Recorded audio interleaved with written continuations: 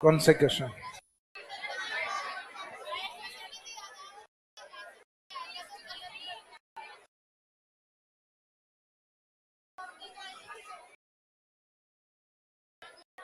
Question देखो, जो नहीं पढ़े हैं अगर वो नहीं आ रहे हैं तो वो पढ़ोगे तब आ जाएंगे, और जो पढ़े हुए हों वो नहीं आ रहे हो।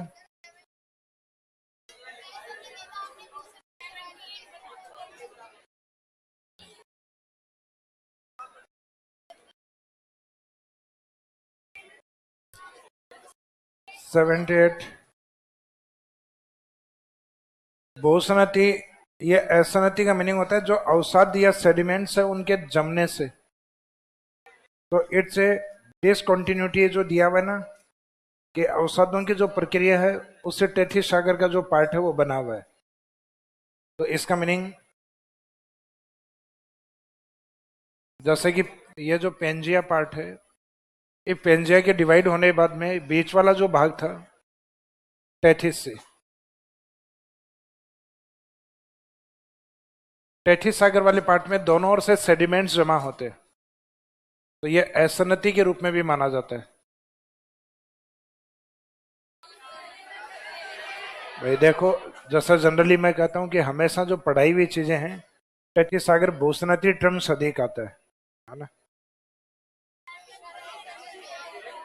तो आप अपने आप से भी ये आशा ही मत पालो कि एग्जाम में 100% आप ठीक करके आओगे। आपने इसमें कई से ऐसे क्वेश्चन गलत किए होंगे जो पढ़ा रखे हैं, किए होंगे, लेकिन जो एक गलती सामने वाले मास्टर की तरफ से हो तो उसमें वो सिट है।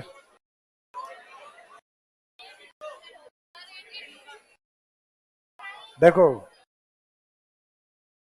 ये है चंबल वाले, और ये जो मैदानी भाग वाले कुछ रिवर्स के बाद में आएंगे आपको, जो नहीं आ रहे हैं। जैसे कि अभी एक 50, 52,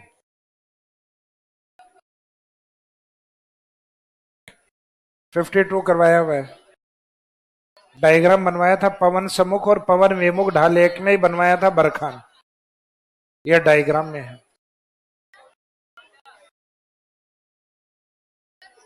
बालू का स्तूप मुक्त 49 डिलीट होगा। बालू का स्तूप मुक्त एरिया में कुछ एरिया होते हैं डिस्ट्रिक्ट नहीं आते, तो बालू का स्तूप मुक्त का एरिया जैसलमेर में भी है, फलोदी भी है, पोखरण भी है, लेकिन बीकानेर और जैसलमेर कंप्लीट नहीं है, जबकि इन्होंने जिलों के नाम लिख दिए हैं। यहाँ कुछ इंपोर्टेंट साइट्स होती हैं जो विदाउट सैंड ड्यून एरिया या हमादा रीजन होता है, पूरा डिस्ट्रिक्ट नहीं होता है।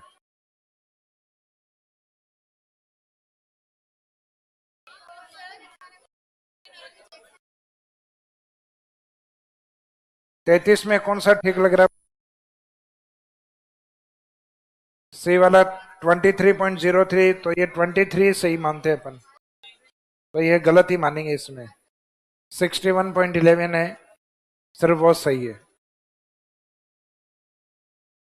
इसमें फर्स्ट, यानी जैसा लिखवाया हुआ है एग्जैक्ट वैसा ही आंसर।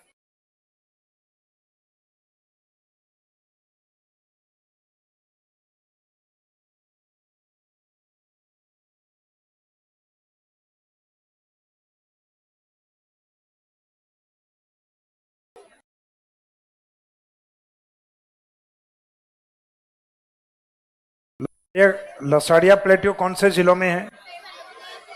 ये उदयपुर का जो अलग भाग हुआ है सलुम्बर है और प्रतापगढ़। तो ये कोई पुराना क्वेश्चन है शायद, वहां से कॉपी करके दिया है। तो सलुम्बर पहले क्या था? उदयपुर। और प्रतापगढ़ पहले क्या था? चित्तौड़गढ़। उसके अकॉर्डिंग, प्रेजेंट के अकॉर्डिंग आंसर ये क्वेश्चन डिलीट है, कहीं प्रेजेंट लोकेशन इसके सलुम्बर और प्रतापगढ़, जो ऑप्शन में ही नहीं दिए हुए। भाई जो ऑप्शन नहीं है उनके बारे में बेफिक्र रहिए, वो डिलीट हो जाएंगे, हट जाएंगे।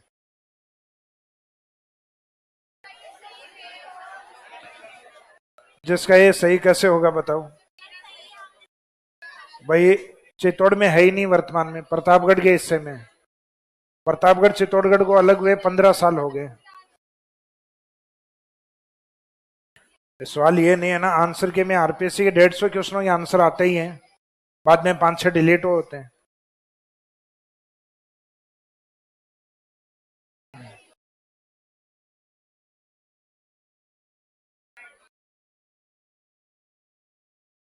इनके आंसर क्या आई या नहीं आई उसमें देख लो फिर। नहीं और कुछ नहीं, इसमें लगभग सब करवाया हुआ है, जो नहीं करवाया हुआ ना सिलेबस में, जो नहीं हुआ है। आपने अनुप्रस्थ बालू का स्तूप सर्वाधिक बीकानेर में लिखा है और पुराने नोट्सों में बाड़मेर जोधपुर, इसमें क्या है देखो, कुछ बुक्स के अंदर सीक्वेंस है वो बाड़मेर जोधपुर है, जबकि ज्यादा ये बीकानेर वाले को लेते हैं, तो अपन बीकानेर वाले रेफरेंस को पहले लेते हैं। अब आज पेपर सॉल्यूशन में बाड़मेर जोधपुर से पहले बीकानेर आएगा। बाकी बाड़मेर जोधपुर ऐसा नहीं है कि बालू का स्तूप वहां नहीं है, वहां पे भी अनुप्रस्थ है। जो जोधपुर में मैंने आपको एक लाइन लिखवाई थी, यहाँ सभी प्रकार के बालू का स्तूप पाए जाते हैं। तो जनरली कुछ बुक्स में पहले इसका सीक्वेंस बाड़मेर जोधपुर था, लेकिन इसमें आंसर में मुख्यतः हिंदी ग्रंथ अकादमी वाला जो सीक्वेंस है, जैसे एक एचएस बुक आती है और एक हिंदी ग्रंथ अकादमी, तो ये हिंदी ग्रंथ अकादमी वाला सीक्वेंस आंसर में लेते हैं। तो अपन ने इसको अपडेट करके अब इसमें फर्स्ट बीकानेर, फिर शेखावाटी और उसके बाद में बाड़मेर जोधपुर आते हैं। तो सीक्वेंस में अपन ने बीकानेर किया है। तो ज्योग्राफी में कुछ चीजें हैं जो अपडेट होती हैं। लसाड़िया पहले उदयपुर ठीक था, अब आज सलूम्बर में ठीक है।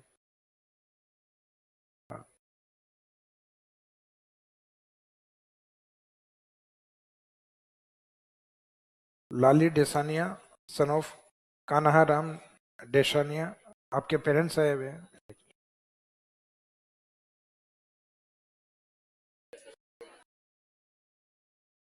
Question number 74। क्वेश्चन अब नहीं देखें भाई, पेपर आपका डिस्कस हो गया है ना, ठीक है फिर क्या देखें।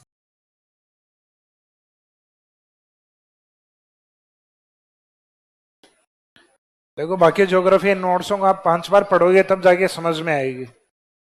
आप ये सोच रहे हो एक बार क्लास में बैठ के और एक बार रीडिंग लगा लिया समझ में आ गया। आप किसी भी बुक को उठा के देखना जिसको आपने 2 या 3 बार पढ़ रखा हो, फिर वापस उसको पढ़ना। उस बुक में आप चौथी बार पढ़ोगे तो आपको ये लगेगा ये लाइन पिछली बार कहाँ थी। तो इसका मीनिंग 1-2 लाइनें ऐसी आपको हर साल, सॉरी हर साल तो नहीं, हर बार जब आप पढ़ोगे तो आपको यूं लगेगा कि हाँ ये फैक्ट इस बार याद हुआ है, इस बार समझ में आया। तो इसका मीनिंग है जब आप 3-4 बार रीडिंग लगाओगे, लगभग जो अपने नोट्स हैं उन नोट्सों से बनता है पेपर। लगभग कोई 5 या 10 जो क्वेश्चन है वो अलग से डाले जाते हैं इसके अंदर, और वो जो 5-10 अलग डाल दिए जाते हैं उनमें आपके समस्याएं हैं। और पेपर डिस्कस हो गया तो मेरे हिसाब से नहीं होना चाहिए। हाँ जी, लास्ट में कहाँ तक कंप्लीट हो गया था, जलवायु ऋतुएं स्टार्ट करनी है अपने को, है ना।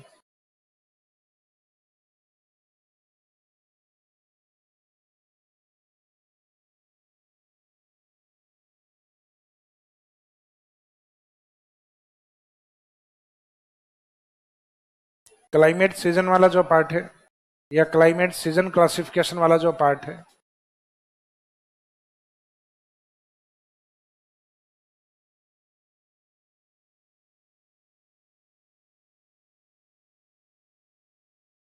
ऋतु वर्गीकरण में मुख्यतः जो क्लाइमेट सीजन है वो कितने हैं, 4। और उनमें एक इंपॉर्टेंट है अपने समर सीजन।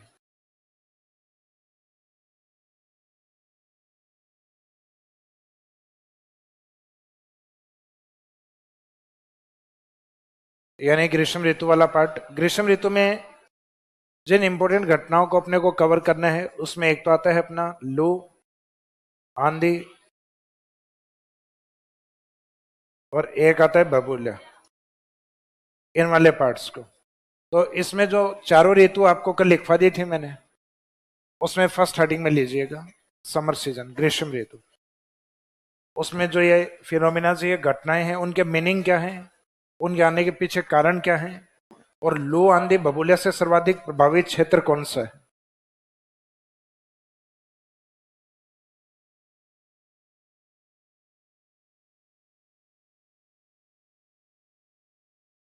ऋतुओं में फर्स्ट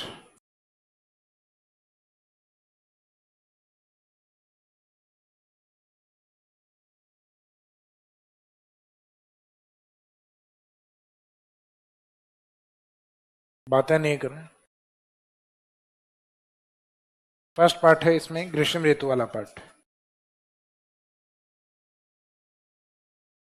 तो इस ऋतु का समय क्या होता है ये तो लगभग आपको ध्यान है। समय अभी लिखा हुआ था अपना मार्च से और जून।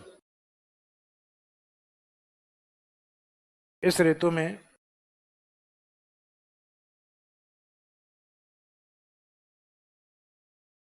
तापमान लगभग वैसे देखा जाए तो हाईएस्ट टेम्परेचर को ज्यादातर इंडिकेट करते हैं इसमें 40 to 50 degree Celsius.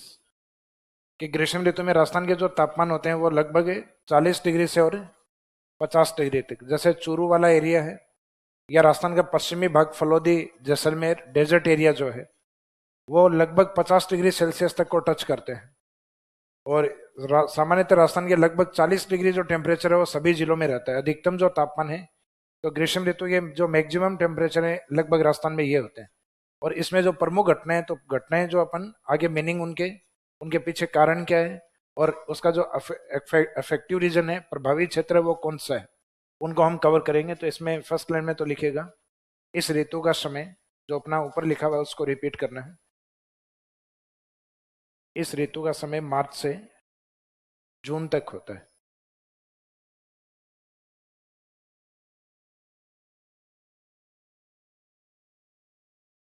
Time period of summer season is March to June month. इस ऋतु का समय मार्च से जून माह तक। Time period of summer season is March to June month. इस ऋतु का समय मार्च से जून माह तक होता है या जून तक होता है। इस ऋतु में अधिकतम तापमान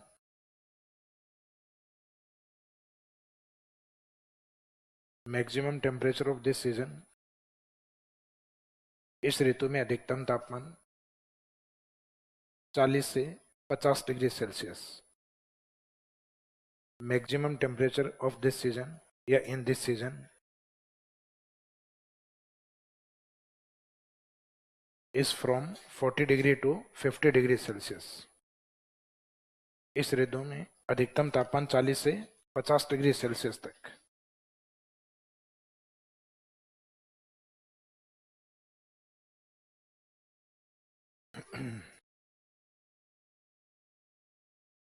प्रतापगढ़ का निर्माण चित्तौड़ प्लस बांसवाड़ा प्लस डूंगरपुर, ये गूगल पर यही बताया हुआ है, लेकिन आंसर की में इसका गठन उदयपुर डूंगरपुर बांसवाड़ा तो सही दिया हुआ है। आंसर की में सही दिया हुआ है। डूंगरपुर का कोई भी पार्ट प्रतापगढ़ में नहीं मिलाया गया था। तो ये व्हाट्सएप और गूगल यूनिवर्सिटी है, इसको पीछा करना छोड़ दो आप लोग।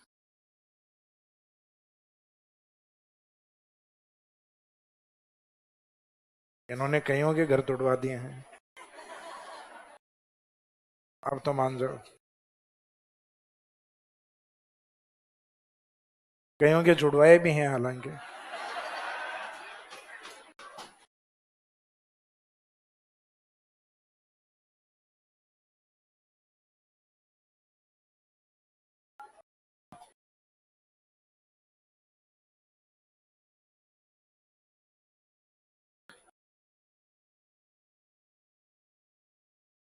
अब इसमें जो प्रमुख घटनाएं हैं वो कौन से हैं?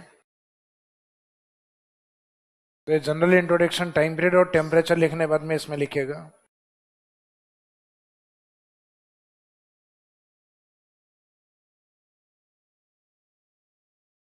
जो ग्रीष्म ऋतु के मेन फिनोमिना है या प्रमुख घटनाएं जो हैं वो कौन सी हैं, तो उसमें फर्स्ट लिखे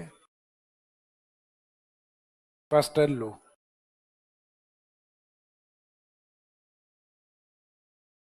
तो लू में पहला पॉइंट तो अपने को कवर करना है कि लू का मीनिंग क्या लिया जाता है,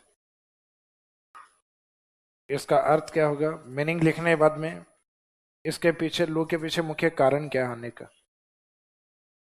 उसके बाद में इसके द्वारा प्रभावी क्षेत्र,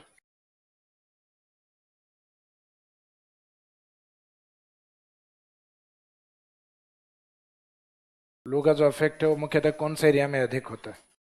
तो ग्रीष्म ऋतु की जैसे मैंने आपको 3 घटनाएं बताई हैं, एक लू बताया है, एक इसके अलावा आंधी बताई थी, और एक बबूला। इन चीजों को महसूस करके देख के जनरली हम तुरंत ये शब्द बोल देते हैं। जैसे धूल उड़ती हुई आ रही है, तुरंत धूल उड़ती हुई आ रही है तो उसको देख के हम तुरंत कहते हैं आंधी आ गई। कोई कहे परिभाषा बता, तब समस्या है। परिभाषा नहीं, आंधी आ रही है ये पता है। बाहर गर्मियों में आप निकले, गर्म हवा आपको अपने फेस पे, बॉडी पे लगती है कि लू चल रही है, कि परिभाषा बता। ये परिभाषा नहीं पता, लग रही है बस। तो इसका मीनिंग, लो का मीनिंग क्या है?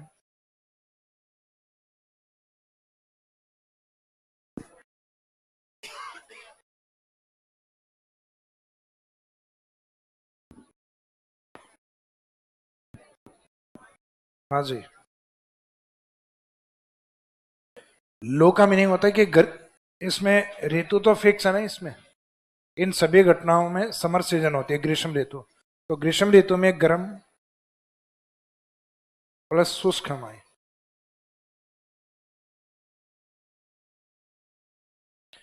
यानी जो हॉट और एरिड या ड्राई विंड्स होती हैं।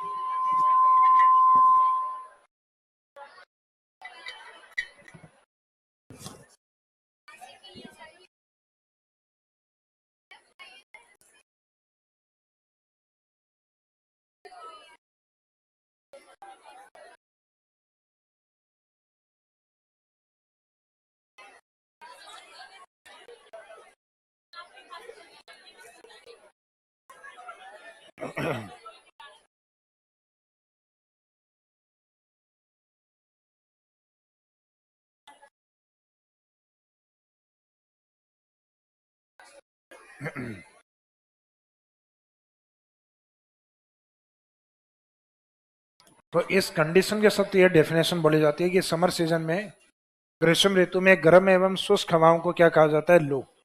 इसका मीनिंग है लू का जब इफेक्ट होगा तो इनके द्वारा कभी वर्षा नहीं होती, ये सिर्फ हॉट विंड्स के रूप में आती हैं और अपने आप में ड्राई या एरिड विंड्स होती हैं। तो ग्रीष्म ऋतु में चलने वाली हॉट और एरिड विंड्स को क्या कहा जाएगा? लू। तो hot and arid winds of summer season is known as loo. लू चलने का कारण क्या है? तो जैसे अपनी पृथ्वी है, उस पर 0 डिग्री इक्वेटर लाइन है, जिसमें सूर्य का उत्तरायण या दक्षिणायन होना माना जाता है। कि यानी एक समय ऐसा होता है कि सूर्य सदन हेमेस्फेयर या दक्षिणी गोलार्ध में होता है, और एक समय ऐसा होता है कि यह सदन हेमेस्फेयर उत्तरी गोलार्ध में होता है। तो जैसे अभी दक्षिणी गोलार्ध में है, मकर रेखा पे, और सदन में जब होता है तब हमारे विंटर सीजन होता है, शीत ऋतु। और जब सूर्य उत्तरी गोलार्ध में होता है जून में, तब अपने यहाँ, तब अपने ग्रीष्म ऋतु या समर सीजन होता है। तो मार्च के बाद में जैसे जैसे सूर्य उत्तरी गोलार्ध में आता है, तो अपने सनलाइट या जो सोलर रेडिएशन है, सूर्य की किरणें वो सीधी आती है। और सूर्य की किरणें सीधी आने का मीनिंग है, जैसे सनलाइट डायरेक्ट आने के ऊपर हवाएं गर्म होकर और फैलना स्टार्ट करती है। इसको कहा जाता है एडवेक्शन। हवाओं के द्वारा अभिमन्य प्रवाह करना, एडवेक्शन फ्लो कहा जाता है इसको। टेम्परेचर के ट्रांसफर के कई तरीके होते हैं, जैसे फिजिक्स पढ़ोगे उसमें आएंगे। सूर्य से जो टेम्परेचर हमें प्राप्त होता है वो प्राप्त होता है रेडिएशन के रूप में, यानी विकिरण के रूप में। बिना किसी माध्यम के टेम्परेचर एक माध्यम से दूसरे माध्यम में किस मेथड से जाता है? Radiation method. इसमें किसी माध्यम की आवश्यकता नहीं। सूर्य की किरणें जैसे ही पृथ्वी पर आती हैं, यानी सोलर रेडिएशन, तो हवाएं गर्म होकर फैलना स्टार्ट होती हैं। तो टेम्परेचर का क्षैतिज रूप से फैलना, यह कहलाता है एडवेक्शन फ्लो, यानी अभिवन्य प्रवाह। अभिवन्य प्रवाह होते होते टेम्परेचर जब और अधिक होता है, तो हवाएं गर्म होकर धीरे धीरे लंबवत रूप से ऊपर उठने लग जाती हैं। तो लंबवत रूप से, यानी जो वर्टिकल रूप में हवाएं ऊपर की ओर उठेंगे, तो उसको कहा जाता है कन्वेंशन करंट। तो कन्वेंशन करंट होती है संवहन धाराएं, जिसमें तापमान का लंबवत वितरण होता है, एक होता है क्षैतिज वितरण। जो ठोस या सॉलिड वस्तु होती हैं, जैसे कि कोई मेटल है, चिमटा है अपने घर में, उसको आप आगे से जैसे अपन चपाती वगैरह बनाते हैं, 10-15 मिनट के बाद में उसका दूसरा हिस्सा है वो गर्म लगने लग जाता है। मीनिंग मीनिंग ये नहीं कि सर आपने रोटी बनाई होंगी, तो मीनिंग ये है कि उसमें वो तापमान का जो स्थानांतरण है वो कंडक्शन है, उसको चालन कहा जाता है, जो सॉलिड में होता है, मेटल्स में होता है। तो इसका मीनिंग है तापमान के स्थानांतरण के कई मेथड है, और वह मेथड जिसमें किसी मीडियम की आवश्यकता नहीं है वो होता है रेडिएशन। जिसमें टेम्परेचर है हॉरिजॉन्टल या क्षैतिज रूप से बढ़ता है या स्थानांतरित होता है तो उसको कहा जाता है एडवेक्शन। टेम्परेचर जब लंबवत रूप से ऊपर उठता है तो उसको कन्वेक्शन या संवहन। और जब टेम्परेचर का स्थानांतरण सॉलिड या मुख्यतः ठोस में होता है या धातु में होता है तो उसको कहा जाता है कंडक्शन या चालन। तो लू चलने का मुख्य कारण यह है advection flow. Advection flow of air, हवाओं का क्षैतिज प्रवाह। तो हवाएं गर्म होकर जैसे ही फैलना स्टार्ट करती हैं, तो अपन जैसे ही 9, 10, 11 बजे के बाद बाहर से निकलते हैं तो हवाएं गर्म होकर फैलना स्टार्ट होती हैं उस टाइम, और उस समय अपने को गर्म हवाएं आके अपने को फेस पे महसूस होती हैं, तो जिनको हम क्या बोलेंगे, लू। तो लू चलने का मुख्य कारण है हवाओं का गर्म होकर फैलना, एडवेक्शन फ्लो ऑफ एयर। तो अभी बताया था ना इसके मुख्यतः कारण क्या होगा, तो कारण इसका ये रहेगा एडवेक्शन फ्लो ऑफ एयर, हवाओं का अभिवनीय प्रवाह। पहले जनरली एग्जाम में इजी क्वेश्चन आया करते थे। पहले क्वेश्चन ये आया करते थे कि ग्रीष्म ऋतु में गर्म और शुष्क हवाओं को क्या कहा जाता है, परिभाषा तो खुद ही बता दिया करते थे लगभग, लास्ट में अपने को टिक किस पे करना होता था, लू पे। आजकल परिभाषा पूरी बताते हैं कि ग्रीष्म ऋतु में चलने वाली हॉट एंड ड्राई विंड से गर्म और शुष्क हवाओं को लू कहा जाता है, जिसके चलने का मुख्य कारण क्या है। तो जो आजकल हम छोड़ के जाते हैं वो हमसे पूछा जाता है, तो आंसर उसका क्या रहेगा, हवाओं का अभिवनीय प्रवाह, यानी एडवेक्शन फ्लो ऑफ एयर। लू का जो इफेक्ट है वो किस एरिया में अधिक होता है, तो राजस्थान का डेजर्ट एरिया, यानी मुख्यतः नॉर्थ वेस्ट वाला जो पार्ट है, लू का इफेक्ट यहाँ अधिक होता है क्योंकि मिट्टी जल्दी गर्म होती है। और इसमें भी किसी एक जिले का नाम लिया जाए तो इंटरनेशनल बॉर्डर पे सबसे नीचे वाला जिला बाड़मेर, इस एरिया में अधिक माना जाता है। यस।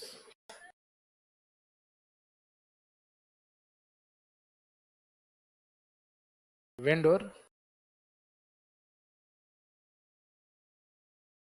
एयर तो आपको बताया था ना, विंड एक दिन, कि विंड तो जो नेचुरली जो फ्लो होता है वो, और एयर जनरेट की जाती है।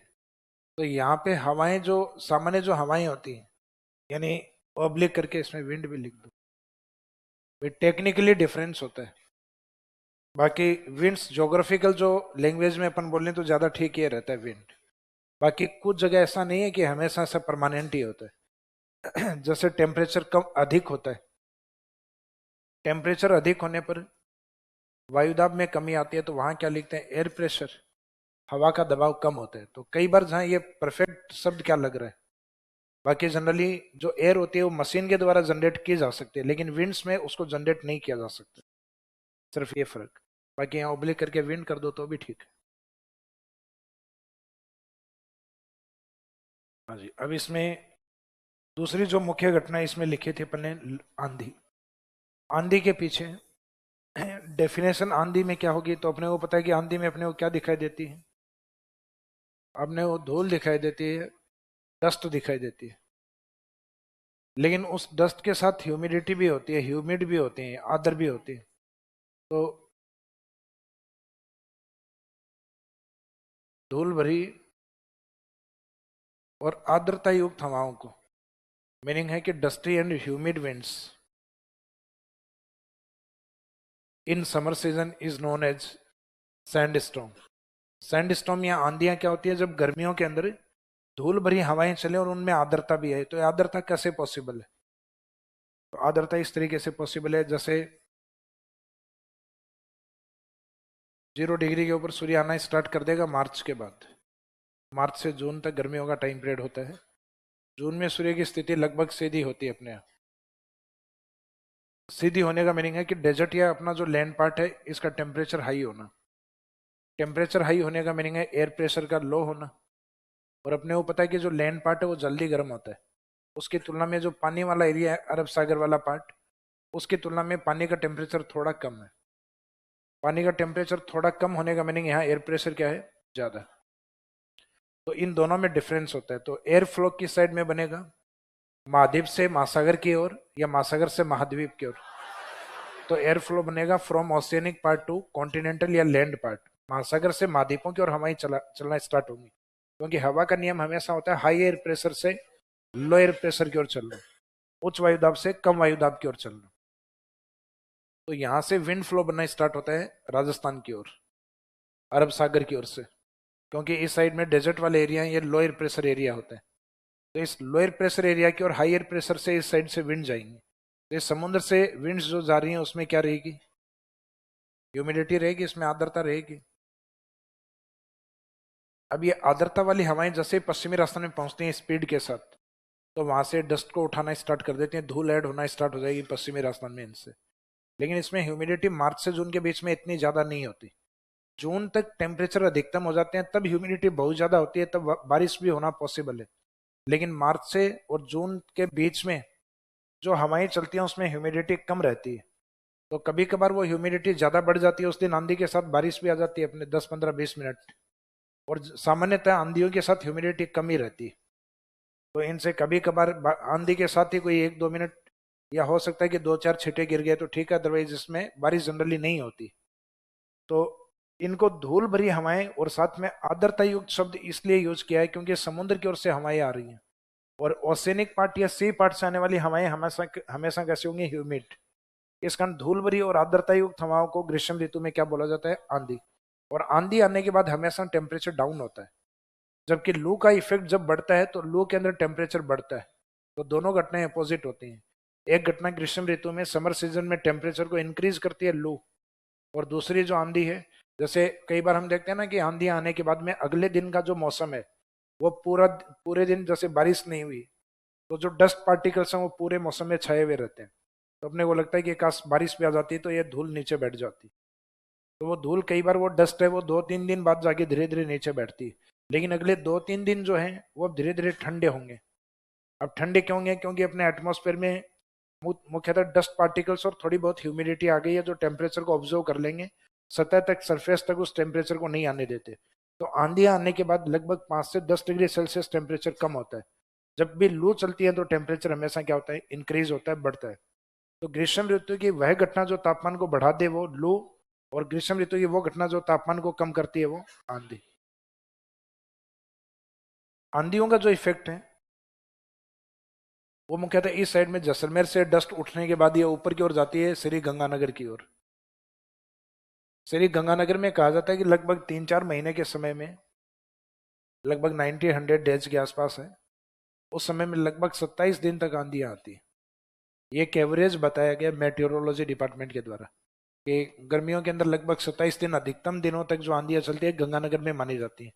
अब कोई गंगानगर का और अगले बार काउंट करने बैठा हो, सर 35 दिन आई है, तो इसका मीनिंग है किसी साल 35 आती है, कभी 20 आती है, कभी 17 आती है, कभी 40 आती है। वो एक एवरेज क्या है उनका, तो ये एवरेज 27 दिन है। तो ये तो फिक्स ही नहीं हो सकता ना कि आंधी हर साल पूरी काउंट करके भेजेगा ईश्वर कि भाई इस दिन 3 चली गई हैं, 5 दिन मत जाना। अब अगले 2 दिन बाद में कंटिन्यूस 2 आंधी आ गई, फिर के अगले अब 3-4 दिन मत जाना। तो इस तरीके से आंधियां नहीं चलती। आंधियां तो एयर प्रेशर का नियम काम करता है। जैसे ही हमारे यहाँ का धरातल का टेम्परेचर अधिक हो गया और हवाएं गर्म होकर ऊपर उठ गई, एयर, तो एयर ऊपर जब उठती है तो उस कंडीशन को हम क्या कहते हैं, हवाओं का संवहनीय प्रवाह। इसका मीनिंग है कॉन्वेंशन फ्लो ऑफ एयर। तो हवाओं का जो कन्वेंशन फ्लो होता है उसको क्या कहा जाता है, संवहनीय प्रवाह। इसके कारण आंधी आती। और जब हवाएं गर्म होकर फैलना स्टार्ट करती हैं उसके कारण लू चलती, तो उसमें होता है एडवेक्शन, और इसके अंदर कारण कॉन्वेक्शन करंट या संवहनीय धाराओं को कारण माना जाता है। तो दोनों में अलग अलग रीजन होते हैं। एक में हवा गर्म होकर फैलेगी जो अपने को महसूस होगी, वो एडवेक्शन होगा, अभिवहन। और एक में हवा गर्म होकर ऊपर उठ जाएगी तो सतह पे एयर प्रेशर कम हो जाएगा। इस कारण अपना जो ओसेनिक पार्ट है उधर से विंड फ्लो बनेगा। फिर तो हवाओं के एयर प्रेशर के कम होने का मीनिंग हवा का प्रभाव यहाँ कम हो गया है क्योंकि हवाएं गर्म होकर ऊपर उठ चुकी है। तो एयर प्रेशर अगर कम हो गया तो समुद्र की ओर से विंड फ्लो बनना स्टार्ट होता है फिर, तो जो इस एयर प्रेशर की पूर्ति करता है। तो वो आर्द्रता के साथ आता है, पश्चिमी राजस्थान से आते आते धूल को उठा लेता है। तो ये आर्द्रता और धूल भरी हवाओं को हम क्या बोलते हैं? आंधी।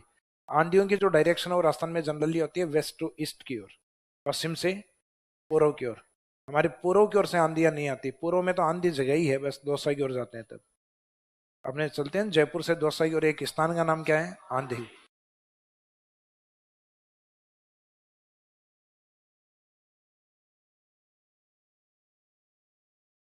सुनने के लिए कहा था, इस पे चर्चा करने के लिए नहीं कहा था। ये बबूला, बबूला जैसे मैंने आपको बताया था किसी भी स्थान विशेष पे आ सकता है। स्थान विशेष नहीं, ओपन एरिया होना चाहिए। आप ये कहो सर बेसमेंट में भी आ सकता है, वहां यहाँ नहीं आएगा। आता क्यों है, कारण क्या है? जैसे ये एक जगह है, ओपन एरिया है, यहाँ पे इस पॉइंट के ऊपर इस प्रकार की चट्टाने हैं जो टेम्परेचर को ज्यादा ऑब्जर्व करती। तो यहाँ अचानक इस पॉइंट पे टेम्परेचर हाई हो गया और एयर प्रेशर यहाँ क्या हो गया? लो। जबकि इसी पॉइंट से 10-15 मीटर के गैप के ऊपर, तो 10-15 मीटर ज्यादा ज्यादा नहीं होता है। तो अपन यहाँ है इस कमरे की, वो दूसरी दीवार भी 15 मीटर से ज्यादा है। तो इसका मीनिंग है कि इतनी डिस्टेंस के ऊपर यहाँ की तुलना में थोड़ा टेम्परेचर, यहाँ थोड़ा टेम्परेचर कम है और एयर प्रेशर थोड़ा ज्यादा है। इसके चारों ओर पॉइंट, ये एक सेंटर पॉइंट पे है और इसके चारों ओर ऐसा है कि वहां पे टेम्परेचर थोड़े कम और एयर प्रेशर थोड़े ज्यादा है। तो हवा हमेशा हाई एयर प्रेशर से लो एयर प्रेशर की ओर चलती है। तो इन स्थानों पे हवा बाहर से और केंद्र की ओर चलने लग जाती है इस तरीके से, चक्रवातीय रूप में। यानी गर्मियों में इस तरीके से हवाएं घूमती हुई दिखाई देती हैं अपने को, इसको हम कहते हैं बबूला। लेकिन इस हवा की जो डायरेक्शन होगी वो रहेगी circumference part two centre part, परिधि वाले क्षेत्र से केंद्र की ओर। हवाओं का अंदर आना साइक्लोन कहलाता है और अंदर से बाहर चलना एंटी साइक्लोन, प्रति चक्रवात। तो इसका मीनिंग है किसी स्थान विशेष पे या किसी स्थान के सेंटर पार्ट में लो एयर प्रेशर, जबकि परिधि क्षेत्र में विपरीत वायु दाब, अपोजिट एयर प्रेशर। तो सेंटर में अगर लो एयर प्रेशर है तो परिधि में हाई एयर प्रेशर, तो उसमें हवाएं अंदर की ओर आती हैं मुख्यतः साइक्लोनिक कंडीशन में। तो हवाओं के साथ धूल भी उड़ती है फिर। तो धूल भरी और चक्रवाती हवाओं को यानी dusty and cyclonic winds is known as babula. तो जो धूल भरी हवाएं होती हैं और चक्रवातीय रूप में घूमती हुई दिखाई देती हैं उनको बबूला कहा जाता है। और जो धूल भरी और आर्द्रता युक्त हवाएं होती हैं उनको आंधी। तो इसमें ह्यूमिडिटी ऐड होता है। और जो गर्म हवाएं हों और साथ में शुष्क हवाएं हों, यानी जिनके द्वारा बारिश होना पॉसिबल नहीं है, तो इसका मीनिंग ऐसी गर्म और सूखी हवाओं को ग्रीष्म ऋतु में हम क्या बोलते हैं? लू। तो तीनों की डेफिनेशन तो इजी है कि क्योंकि जनरली ये घटनाएं अपनी देखी हुई है लगभग राजस्थान में सारी, कि लू चलती है तो लू का मीनिंग होता है जो हॉट विंड्स होती है उसको कहते हैं। बाकी हॉट विंड्स किसी में यूज नहीं होगा, तो इसका यूनिक वर्ड अपने आप में ये रहेगा। मुख्यतः जब धूल हो, धूल के साथ थोड़ी बहुत नमी साथ में आए, तो धूल और नमी या आर्द्रता युक्त हवाओं को राजस्थान में क्या कहा जाता है? आंधियां। और जब धूल आपको चक्रवातीय रूप में घूमते हुए रूप में साइक्लोनिक टाइप में उड़ती हुई दिखाई देगी, डस्ट, तो उसको हम कहेंगे डस्ट साइक्लोन या सैंड साइक्लोन, धूल के चक्रवात। तो धूल के चक्रवात राजस्थान लोकल लैंग्वेज में क्या कहलाते हैं? बबूल्या। इनका इफेक्ट बीकानेर की ओर अधिक होता है, इनका इफेक्ट गंगानगर की ओर अधिक, और इनका बाड़मेर। ये तो इंटरनेशनल बॉर्डर पे ऊपर नीचे वाले जिले हैं, ये तो नीचे वाला बाड़मेर और ये इंटरनेशनल बॉर्डर पे ऊपर वाला श्री गंगानगर, और ये इन दोनों के बीच में बीकानेर। क्योंकि गंगानगर से आप चलते हो तो गंगानगर के जस्ट नीचे अनूपगढ़, अनूपगढ़ के बाद में बीकानेर, के बाद में सबसे नीचे। तो अपने जो 5 जिले हैं उसमें ऊपर की तरफ है इंटरनेशनल बॉर्डर पे गंगानगर, नीचे की ओर इधर बाड़मेर, और इनके बीच में कौन है? बीकानेर।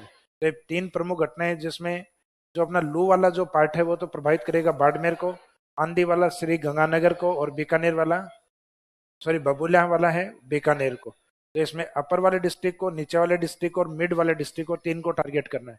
आंधी में ऊपर वाला, लू में नीचे वाला, और जो बबूला है उसका इफेक्ट बीकानेर की ओर अधिक होता है। यानी मौसम विभाग ने डेटा में अपने इन डिस्ट्रिक्ट को इंडिकेट किया हुआ है, तो अपने को वो लिखने होते हैं। अब जरूरी नहीं कि बबूले हमेशा बीकानेर में ज्यादा हो सकता है, चूरू में ज्यादा आ जाए किसी साल, लेकिन एवरेज जो है वो देखा जाता है कि बीकानेर की ओर अधिक रहते हैं। तो जरूरी थोड़ा ना कि राजस्थान में गर्मियों में हमेशा गर्म जिला चूरू ही हो। जैसे हमारे रिकॉर्ड में आता है ना कि राजस्थान में सबसे गर्म जिला ग्रीष्म ऋतु में चूरू होता है, तो जरूरी नहीं होता कि हर साल चूरू ही हो। कई बार अलवर गर्म होता है, कई बार जैसलमेर गर्म होता है, कई बार बाड़मेर गर्म होता है। ये अलग अलग डेटाज आते हैं। तय होता है कि वहां की जो मौसमी कंडीशन है, वेदर कंडीशन है, वो कैसे रही है उस दिन, वहां पे कितनी ह्यूमिडिटी रही है, कितना विंड फ्लो रहा है, सारी चीजों पे डिपेंड करता है। सनलाइट कैसे रही है, आंधियां कितनी आई हैं, उनके ऊपर भी डिपेंड करता है। कि अगर एक जिले में बार बार आंधी आ रही है तो इसका मीनिंग है उसमें बार बार डस्ट आ रही है एटमोस्फेयर में, तो वो डस्ट क्या करती है, सरफेस तक टेम्परेचर को नहीं आने देती।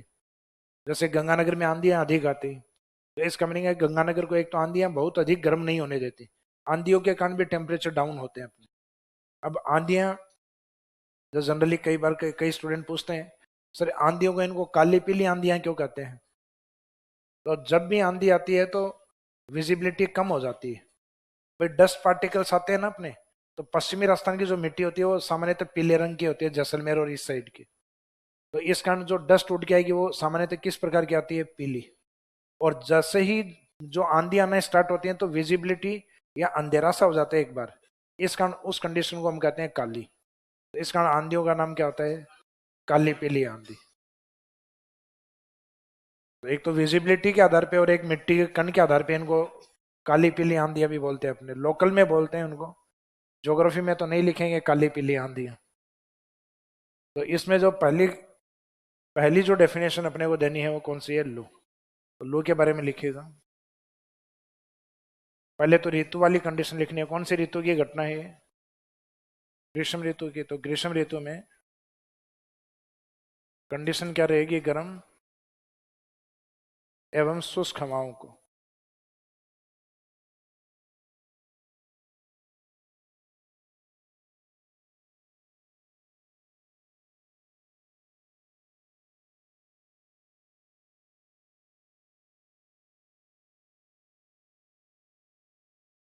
हॉट एंड एरिड विंड्स या ड्राई विंड्स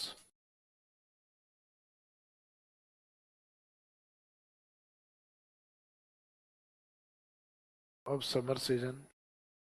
ऋतु वाली कंडीशन जरूर लिखना, गर्म हवाएं ऐसे तो कई प्रकार की होती हैं। ग्रीष्म ऋतु में गर्म एवं शुष्क हवाओं को, hot and arid winds of summer season is known as loo, या इज कॉल्ड लू। ग्रीष्म ऋतु की गर्म एवं शुष्क हवाओं को लू कहा जाता है।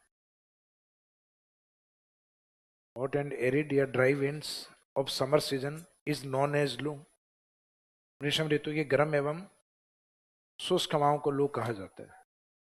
यानी गर्म के साथ ये ड्राई भी होती है, बारिश नहीं करवाती है। इनका चलने का कारण क्या है, तो चलने का कारण है टेम्परेचर बढ़ता है तो हवाएं गर्म होकर पहले फैलना स्टार्ट करती हैं, फिर ऊपर उठना स्टार्ट करती हैं। तो ये फैलने वाली कंडीशन होती है जो अपने को महसूस होती है।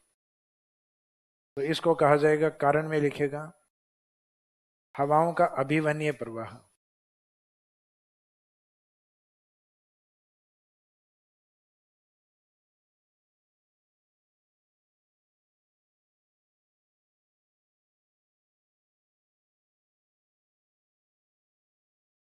अभिवन को हिंदी में जनरली अपन क्षैतिज बोलते हैं, क्षैतिज प्रवाह।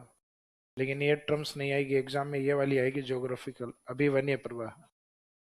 अभिवन्य प्रवाह इसको कहा जाता है, किसी एक पॉइंट से दोनों ओर इस तरीके से फैलना। तो इसमें लिखेगा एडवेक्शन फ्लो,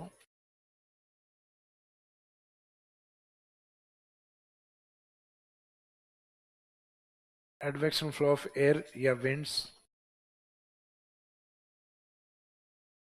हवाओं का या पवन का अभिवन्य प्रवाह।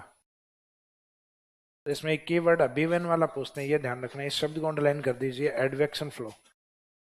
ब्रैकेट में जो हॉरिजॉन्टल फ्लो है, क्षैतिज प्रवाह, और दोनों तरफ एरो कर दीजिए, एक पॉइंट से इस तरीके से फैलना और गर्म होकर लंबवत रूप से ऊपर उठना, वह कन्वेक्शन फ्लो में आएगा, यानी सवनीय प्रवाह में आएगा।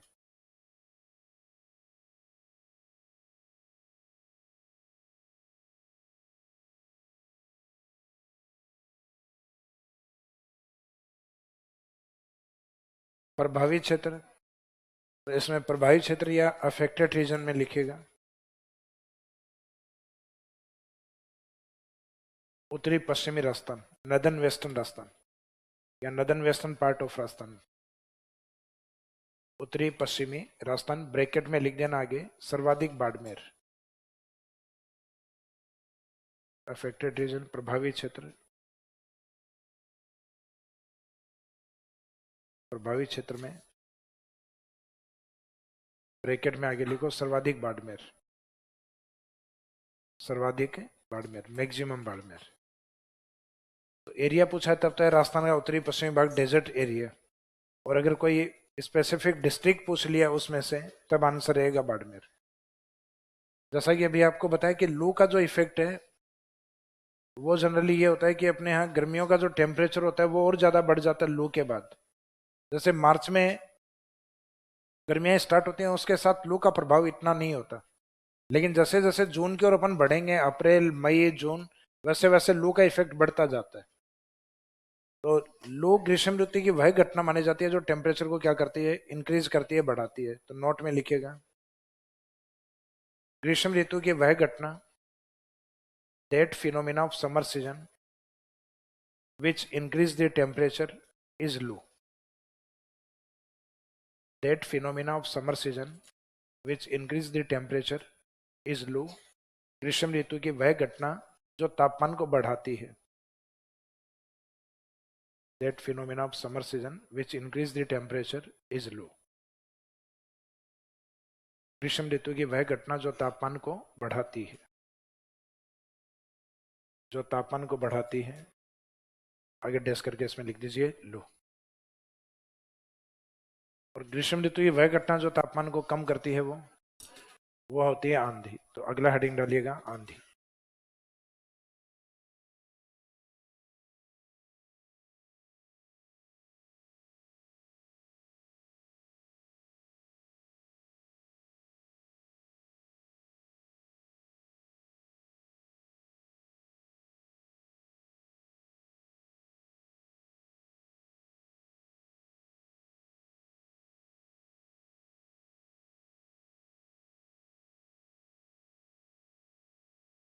आंधियों का मीनिंग या अर्थ क्या है, इनके चलने का मुख्य कारण या क्या कोज, प्रभावी क्षेत्र कौन सा है।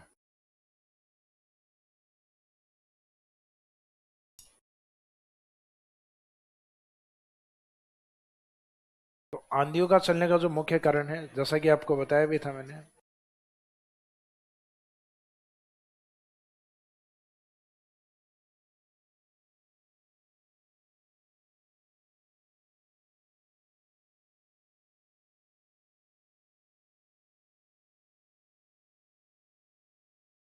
ये अरेबियन सी वाला समुद्र वाला हिस्सा है जो लैंड पार्ट के तुलना में जब अपने समर सीजन होता है, गर्मियां होती हैं, तो समुद्रों के तापमान, जल का तापमान इतना जल्दी नहीं बढ़ता है। इसका मीनिंग यहाँ टेम्परेचर कम होता है, एयर प्रेशर क्या होता है, हाई।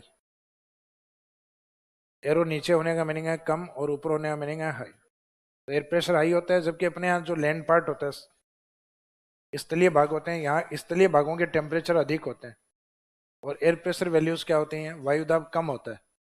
तो हवा का प्रेशर हमेशा हाई से लोअर प्रेशर की ओर होगा।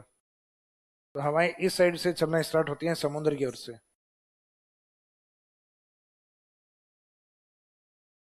तो इनका जो इफेक्ट है, समुद्र की ओर से चलने वाली हवाएं, इनके साथ क्या उपस्थित होगी, आर्द्रता, ह्यूमिडिटी।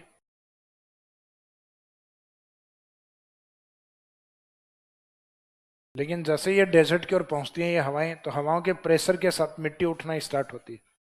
तो आर्द्रता के साथ बाद में इसके साथ क्या ऐड होगी, धूल, डस्ट ऐड होगी इसके साथ। तो इसका मीनिंग आंधियां क्या होती हैं, तो ग्रीष्म ऋतु की आर्द्रता एवं धूल भरी हवाओं को क्या कहा जाता है, आंधी कहा जाता है। तो आंधी में डस्ट आती है तो अपने को पता है, लेकिन ह्यूमिडिटी भी होती है, क्योंकि ये हवा का जो फ्लो है समुद्र की ओर से आता है। और जब पर्याप्त मात्रा में आर्द्रता होती है तब तो वर्षा हो जाएगी, और जब लेस ह्यूमिडिटी, आर्द्रता कम हो, तो वर्षा नहीं होगी, सिर्फ फिर डस्ट डस्ट अधिक आएगी, फिर ह्यूमिडिटी कम आ रही है। तो कई बार हम देखते हैं आंधी बारिश करवा देती हैं 2 4 5 मिनट, और कई बार नहीं होती। नहीं होती इसका मीनिंग आर्द्रता कम है। और कुछ एरिया में कई बार हो जाती है, इसका मीनिंग वहाँ का जो क्लाइमेट के ऊपर भी डिपेंड करता है। भाई आप किस जगह हो उसके ह्यूमिडिटी अलग अलग होती है। जैसे कई बार अपने खेत में फव्वारे चल रहे होते हैं तो अपने खेत वाले एरिया में ह्यूमिडिटी अधिक है। आप गांव में आओ तो गांव के अंदर आपको ह्यूमिडिटी कम मिलेगी। तो अलग अलग एरिया में ह्यूमिडिटी अलग होती है। तो जैसे कई बार आंधी जयपुर में आई और जयपुर के कुछ एरिया में बारिश हो गई, कुछ में नहीं हुई, और फिर एक दूसरे को फोन करते हैं ना कई बार कि हमारे इधर तो आज आंधी आई और आंधी के साथ बारिश और आ गई। अच्छा, तुम्हारे यहाँ आई, हमारे यहाँ तो सिर्फ आंधी आंधी आई, यानी सिर्फ धूल धूल ही आई, बारिश नहीं हुई। तो इसका मीनिंग है वो वहाँ की लोकेलिटी के ऊपर डिपेंड करता है कि वहाँ की ह्यूमिडिटी कैसी थी। तो आने वाली ह्यूमिडिटी अगर कम हो और एटमॉस्फेयर में ह्यूमिडिटी ठीक ठाक हो पहले से, तो दोनों ऐड करके फिर बारिश हो सकती है। और सिर्फ आने वाली ह्यूमिडिटी के ऊपर ये डिपेंड हो तो गर्मियों में ह्यूमिडिटी, मुख्यतः ग्रीष्म ऋतु में ह्यूमिडिटी इतनी अधिक नहीं होती। ग्रीष्म ऋतु के लास्ट में ह्यूमिडिटी बढ़ जाती है जून के अंदर, और उसके बाद में जैसे ह्यूमिडिटी बढ़ जाती है, वर्षा होना स्टार्ट होते हैं, तब हम ऋतु चेंज मान लेते हैं। फिर मानते हैं हम रेनी सीजन। ग्रीष्म ऋतु के बाद लिखा ना वर्षा ऋतु। तो इसमें कारण ये होता है कि विंड फ्लो इस साइड से चलता है। और डेफिनेशन वही रहेगी कंडीशन, ग्रीष्म ऋतु में धूल भरी और आर्द्रता युक्त हवाओं को आंधी कहा जाता है।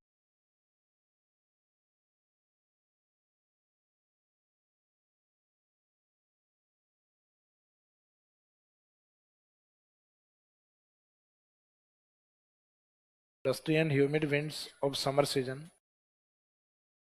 ग्रीष्म ऋतु की धूल भरी और आर्द्रता युक्त हवाओं को, चाहे आर्द्रता पहले लिख दो, मीनिंग एक ही। ग्रीष्म ऋतु की धूल भरी एवं आर्द्रता युक्त हवाओं को आंधी कहा जाता है। Dusty and humid winds of summer season are known as sandstorm.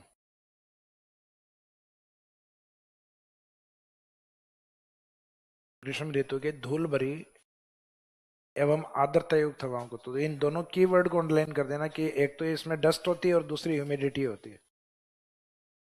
तो dusty and humid winds of summer season are known as sandstorm. अब इनके चलने का जो कारण होता है, तो कारण ये इस साइड में इसलिए आई क्योंकि यहाँ की हवाएं गर्म होकर ऊपर उठ गई हैं। तो हवा अगर ऊपर उठ गई है तो यहाँ एयर प्रेशर क्या हो जाएगा, लो। तो कारण है हवाओं का संवहनीय प्रवाह। ये मुख्य कारण। वहां क्या लिखा था, एडवेक्शन, यहाँ लिखना है कन्वेक्शन फ्लो ऑफ एयर, हवाओं का संवहनीय प्रवाह। कारण में लिखना है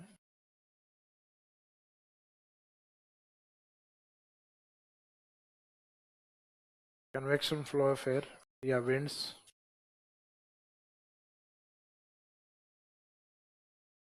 हवाओं का संवहनीय प्रवाह।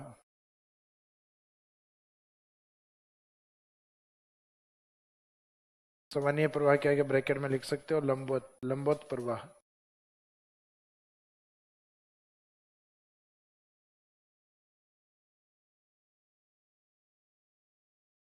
जो हॉरिजॉन्टल फ्लो होता है, सॉरी वर्टिकल, इस तरीके से लंबवत रूप में इसको कहा जाता है। हवाएं गर्म होकर जब ऊपर उठती हैं, ये 2018 आरएस प्रीलिम्स में भी पूछा गया था कि राजस्थान में आंधी आने का मुख्य कारण क्या है, तो हवाओं का गर्म होकर सामान्य रूप से ऊपर उठना। इसका मीनिंग ये वाला देते हैं इसमें, कन्वेक्शन फ्लो ऑफ एयर, हवाओं का संवहनीय प्रवाह। तो ये कीवर्ड ये याद रखना आपको। ज्योग्राफिकल टर्म्स में ये यूज होता है, ये शब्द यूज नहीं होंगे। ये समझाने के लिए सिर्फ लंबवत ऊपर की तरफ, बाकी अपने को मेन यही लिखना है। प्रभावित क्षेत्र, तो प्रभावित क्षेत्र इसमें मुख्यतः वैसे उत्तरी राजस्थान सबसे ज्यादा प्रभावित होता है, क्योंकि गंगानगर उत्तरी राजस्थान ही है। राजस्थान में लिखवाया था ना सबसे उत्तरी जिला गंगानगर, तो इसमें प्रभावित क्षेत्र में लिखे अफेक्टेड रीजन है, कौन सा है, उत्तरी राजस्थान सर्वाधिक प्रभावित।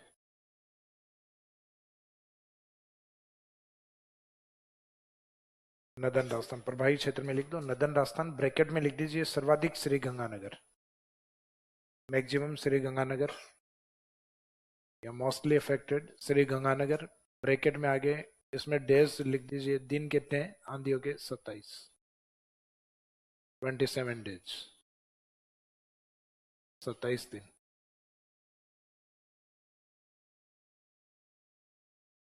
बाई चांस से फैक्चुअली पूछ लिया जाए या कोई स्टेटमेंट दिया जाए कि गंगानगर में आंधियां सर्वाधिक आती हैं, दूसरा कि गंगानगर में हर ग्रीष्म ऋतु में औसतन 27 दिन आंधियां चलती हैं, तो 27 डेज आंधियां चलती हैं, ये स्टेटमेंट ठीक है। अब आंधियों का जो थोड़ी देर पहले आपको बताया था कि आंधियों के आने के कारण मुख्यतः जो अपना एटमॉस्फेयर टेम्परेचर है वो थोड़ा क्या होता है, कम होता है। 5 से 10 डिग्री सेल्सियस टेम्परेचर कम हो जाते हैं। तो ये जब तक ज्योग्राफी नहीं पढ़ा हुआ होता या ये चीजें नहीं समझी हुई होती, तब न्यूज में इन खबरों की ओर अपना ध्यान भी नहीं जाता। जो चीजें आपको समझ में आती हैं, जैसे न्यूज़पेपर में आप पढ़ रहे हो, तो कोई एक लाइन ऐसी होती है, आप 10 लाइनें पढ़ते हो जिसमें से 2 बातें अपने को पता है। तो जो भी चीज अपने को पता होती है उस खबर से अपन उसको कनेक्ट करते हैं अपने आप को। और जिन खबरों से अपना कोई लेना देना ही समझ में नहीं आ रही, वहां पे अपन उस लाइन को, हेडिंग को पढ़ते हुए निकल जाते हैं। तो जैसे ही अब ग्रीष्म ऋतु आएंगे और फिर आप अखबार या न्यूज़पेपर में पढ़ोगे कि पश्चिमी राजस्थान में कल की आंधी के बाद टेम्परेचर 60 डिग्री सेल्सियस कम हो गया, फिर बाद में उस न्यूज को पढ़ने में भी मजा आएगा कि अच्छा ये आंधी कहाँ से आई। तो ये तो हमने भी पढ़ा था कि ज्योग्राफी में पढ़ लोगे तो धीरे धीरे उन चीजों से अपने आप को कनेक्ट करना स्टार्ट कर दोगे आप। अदरवाइज अब जैसे न्यूज़पेपर में कभी लिखा हुआ रहा होगा फतेहपुर का टेम्परेचर माइनस में चला गया होगा, तो अपन अपनी कैप निकाल लेंगे, मंकी कैप निकाल लेंगे, और नहीं तो 2 मफलर और निकाल लेंगे। कैप का टाइप है मंकी कैप। तो इसमें लिखेगा, नोट में लिख दो लास्ट में, प्रभावित क्षेत्र के बाद।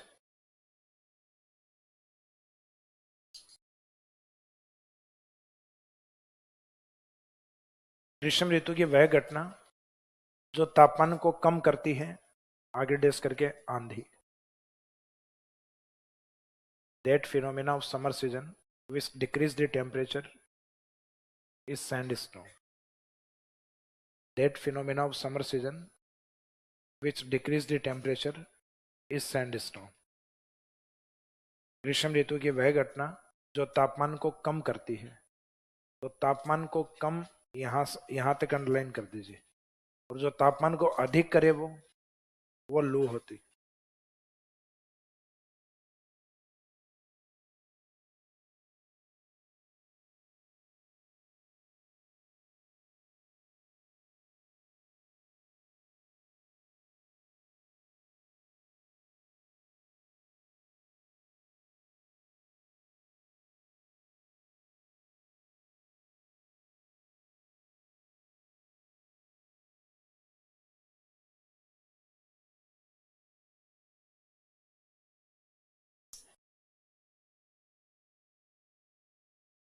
हाँ जी सर, राजस्थान में थार मरुस्थल में द्रव्यवती नदी की घाटी में किस प्रकार के बालू का टीले पाए जाते हैं? तो जिसने क्वेश्चन पूछा है उनके शायद मेरे हिसाब से तारानुमा आ रहे होंगे, जबकि मैंने आपको कौन से बताए थे, अनुदैर्ध्य लॉन्गिट्यूडनल जो रिवर वैलीज हैं। तो ये दृष्टवती जो रिवर है ये अपने सरस्वती का ही प्राचीन नाम है, यानी सरस्वती का ही एक प्राचीन नाम और भी है। जब रिवर्स पढ़ेंगे तो उसके सारे नाम आएंगे। उसी कोई डेड रिवर कहते हैं, उसी कोई सोता रिवर कहते हैं, उसी कोई नट रिवर कहा जाता है, उसी कोई प्रेजेंट में घग्गर कहा जाता है। तो मैंने कहा था जब नदियां आती हैं, जब जनरली लॉन्गिट्यूडनल या अनुदैर्ध्य बालू का स्तूप आंसर लेना होता है। बबाई हिल्स और बाबाई हिल्स एक ही हैं क्या? बताया हुआ है। हालांकि अभी जिसने लिख के पूछा है उसने पूछा है बबाई और बाबई। बाबई नहीं, बाबाई। बाई में तो छेड़खानी करनी ही नहीं है यहाँ, ये तो एज इट इज रहेगा। चेंज जिसको करना है बबाई और बाबाई, तो बाबा जयपुर और Babai Jhunjhunu. Sir, jet stream जलवायु को कैसे प्रभावित करती है? ऑनलाइन वाले स्टूडेंट्स को तो ये पूछना ही नहीं चाहिए, क्योंकि उनके पास ऑप्शन होता है कि वापस बता, रिपीट कर। स्क्रॉल करो और पीछे ले जाओ वापस। उसमें मैंने आपको बताया था सर्दियों में अपने मावट आती है, वो माउंट जेट स्ट्रीम के कारण आती है। तो विंटर के अंदर उन विंड्स के द्वारा, बाकी आपके इंडियन ज्योग्राफी में एक थ्योरी आएगी पूरी, जेट स्ट्रीम मानसून की थ्योरी है, तो आप वहां डिटेल में पढ़ोगे। तापमान वृद्धि होने पर अपने आप कम क्यों हो जाता है? मेरे को ये बताओ, अपने आप बढ़ क्यों जाता है?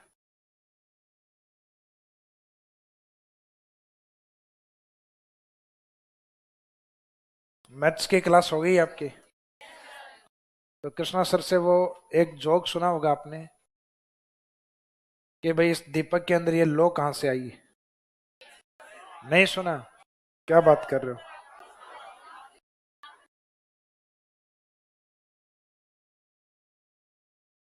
भाई कृष्णा सर जनरली एक चुटकुला सुनाते हैं। उसके अंदर एक स्टूडेंट, एक विद्यार्थी होता है कि बड़ा ही थोड़ा सा यूं लिचर टाइप होता है, जो मास्टरों की बात बिल्कुल नहीं मानता। तो मैथ्स वाले कोई टीचर स्कूल में पढ़ा रहे होते हैं और वो कहते हैं कि माना कि तुम्हारे पास 2 सेब हैं। तो बार बार खड़े हो रहा कि सर है ही नहीं, कैसे माना। भाई मान लो एक बार कि तुम्हारे पास से 2 सेब हैं। तो टीचर्स भी उसको कह कह के परेशान हो जाते हैं कि ये दो दो तो मानूं मैं, है नहीं, उसके बाद में क्यों मानूं। तो इस तरीके से वो स्टूडेंट जैसे अपने घर पे जाते हैं, स्कूल में कुछ घटनाएं होती हैं वो मेरे को ध्यान नहीं है, तो घर पे जाते हैं तो घर वाले उसको ये कहते हैं कि जा एक बार तू यूं कर दीपक जला के आ जा। तो वो स्कूल का पक्का हुआ रहता है पूरा, तो वो एक लो लेके और मंदिर में दीपक लेके जाता है। तो उसको बीच में एक साधु मिलता है, तो दिन भर वो ज्ञान देते देते स्कूल के मास्टरों ने उसको पका रखा है। अब वो साधु कहता है कि बेटा इधर आना। साधु को भी पूरे दिन से कोई नहीं मिला कि इधर आना बेटा, तेरे को पता है कि दीपक में ये जो लो है ये कैसे आई। उसने फूक मार के बुझाया कि बता गई कहाँ।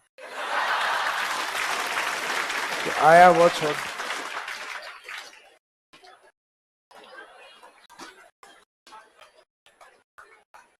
तो जिस महान व्यक्ति ने पूछा है ना, कहाँ गया है, मिल ही नहीं रहा, कहाँ, इस इधर रख दी क्या मैंने।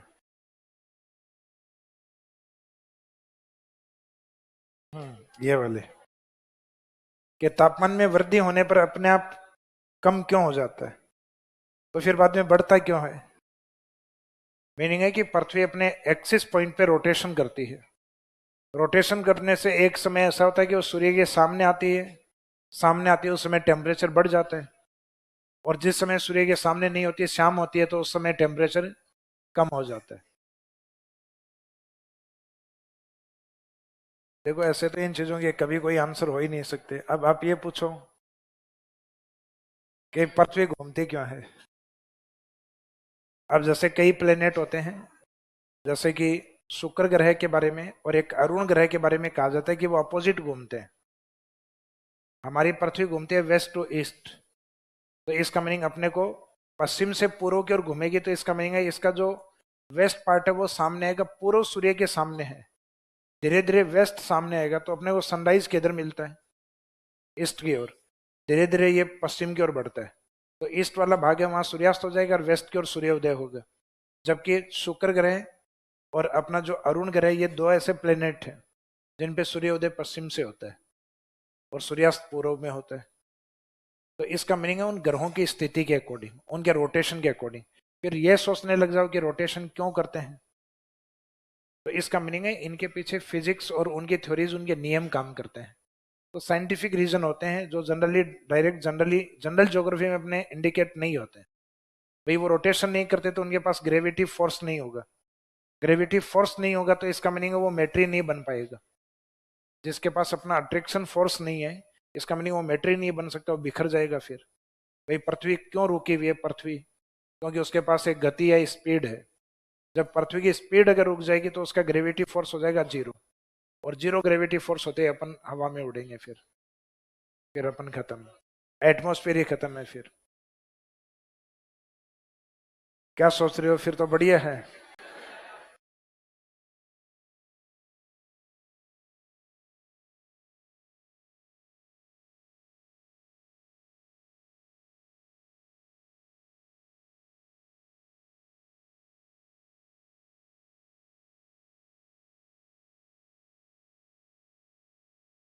ये देखो आपके बैच में तो स्टूडेंट मैं मानता हूँ बहुत ठीक बैठे हो आप लोग, वरना कई बार तो स्थिति ये होती है, मैं ये कहता हूँ कि पर्वतों पे ऊपर की ओर जाने पर ह्यूमिडिटी और आर्द्रता धीरे धीरे कम होती है, और आर्द्रता क्या करती है, टेम्परेचर को ऑब्जर्व करती है, होल्डिंग करती है। तो ह्यूमिडिटी मुख्यतः नीचे वाले एरिया में ज्यादा होती है। तो ह्यूमिडिटी जहाँ अधिक होती है, सामान्य तो पॉसिबिलिटी ये होती है कि ह्यूमिडिटी अधिक होने के कारण उसमें टेम्परेचर भी अधिक होता है, क्योंकि ह्यूमिडिटी टेम्परेचर को ऑब्जर्व करती है। पर्वतों पर हाइट पर जाने पर, जैसे जैसे आप हाइट पर, ये एच ह्यूमिडिटी के लिए है, आर्द्रता के लिए। पर्वतों पर आप ऊंचाई या हाइट पर जाते हो, हाइट पर जाने पर ह्यूमिडिटी कम होती है। ह्यूमिडिटी कम होती है तो टेम्परेचर को होल्ड करने वाला कोई पार्ट नहीं होता, तापमान को रोकने वाला। तो इस कारण ऊंचाई पर जाने के बाद वहां तापमान क्या होंगे, कम होंगे। तो इस थ्योरी को समझ लेते हैं कि ठीक है। फिर अपने घर पे जाके, अपने घर में नीचे वाला कमरा ये ठंडा है, ऊपर वाला कमरा ये गर्म, और ऊपर वाला कमरा ये सबसे गर्म। मास्टर कह रहा था ऊपर की ओर जाने पर तापमान कम हो रहा है, हमारे तो कमरा उबल रहे हैं। जब ये कमरे, तो ये थ्योरी तुम्हारे कमरे के ऊपर अलाउ नहीं होगी। तुम्हारा कमरा है 20-30 फीट की ऊंचाई के ऊपर, पहाड़ों की तरह 1000 मीटर 2000 मीटर 6000 मीटर के ऊपर नहीं है। तो ये नियम यहाँ 10-20 फीट के ऊपर मत लगाया करो। जैसे कई बार जनरली ये बताया जाता है कि पृथ्वी के सरफेस से और अंदर की ओर जाने पर तापमान बढ़ता है, ऐसा टेम्परेचर बेसमेंट में तो कम होता है। ऊपर वाला जो कमरा है मेरा वो तो उबल रहा होता है, बेसमेंट फिर ठीक है। इसका मीनिंग बेसमेंट तुम्हारा 10 फीट नीचे है, 6000 किलोमीटर नीचे नहीं है। 6000 किलोमीटर पृथ्वी के अंदर का टेम्परेचर उतना ही है जितना सूर्य सरफेस के ऊपर है, 6000 डिग्री सेल्सियस पृथ्वी का सेंटर के अंदर का तापमान है।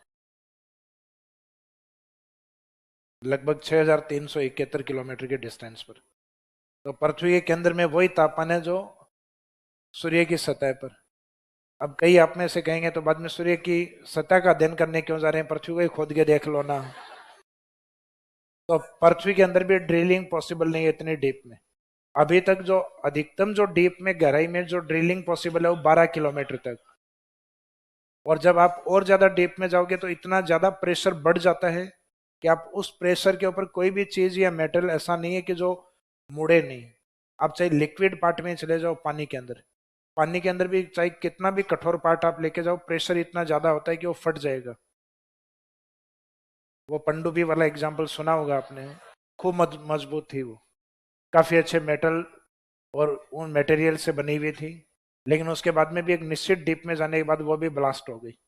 तो इसका मीनिंग पृथ्वी का प्रेशर बहुत ज्यादा है, प्रेशर को झेल नहीं पाती कोई भी चीज अंदर की ओर जाएगी तो। और पृथ्वी के अंदर की ओर जाने पर जैसे मैग्मा होता है पृथ्वी के अंदर से निकलता है, तो मैग्मा का टेम्परेचर भी लगभग, और ये तो निकलता है लगभग 100 से 200 किलोमीटर नीचे। मैग्मा चैम्बर इतना ही है पृथ्वी के अंदर, 100 से और 200 किलोमीटर के डीप पे, और उसका टेम्परेचर होता है लगभग 800 से 1300 डिग्री सेल्सियस। अब केंद्र में पहुंचोगे तब तक तो टेम्परेचर बहुत ज्यादा, लगभग अनुमान थे 6000 डिग्री सेल्सियस टेम्परेचर। जब तक आप यहाँ तक पहुंचोगे 6371 किलोमीटर के डीप पर, पृथ्वी का केंद्र अपन जहाँ बैठे हैं वहां से लगभग 6371 किलोमीटर नीचे है पृथ्वी का सेंटर पॉइंट। अब कहीं तो इच्छा होती है खोद के सर अमेरिका की ओर निकाल लेते हैं। खेत में 2 फीट की खाई नहीं खोदी जाती, जमीन खोदेंगे।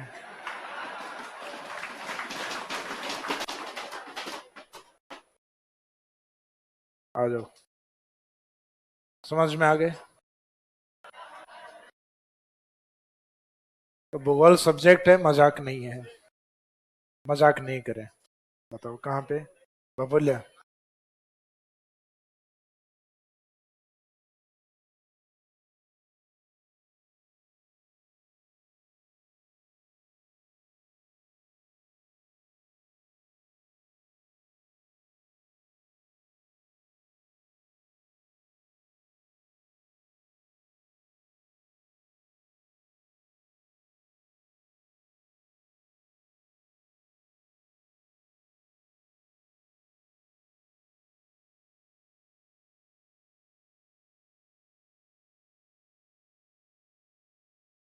बबुलिया डस्ट साइक्लोन में कंडीशन कैसी होती है, जैसा कि आपको बताया कि सरफेस या सतह पे किसी भी एक पॉइंट पर टेम्परेचर अचानक बढ़ जाता है, क्योंकि यहाँ चट्टानें ऐसी होती हैं और वहां पे एयर प्रेशर लो हो जाता है।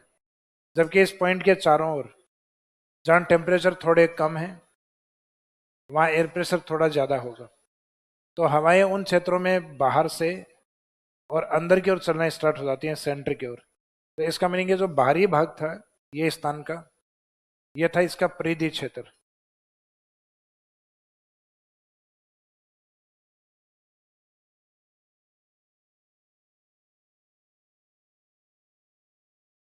यह सरकमफेरेंस या परिधि वाला पार्ट जहाँ हाई एयर प्रेशर होता है, और ये होता है इसका सेंटर पॉइंट।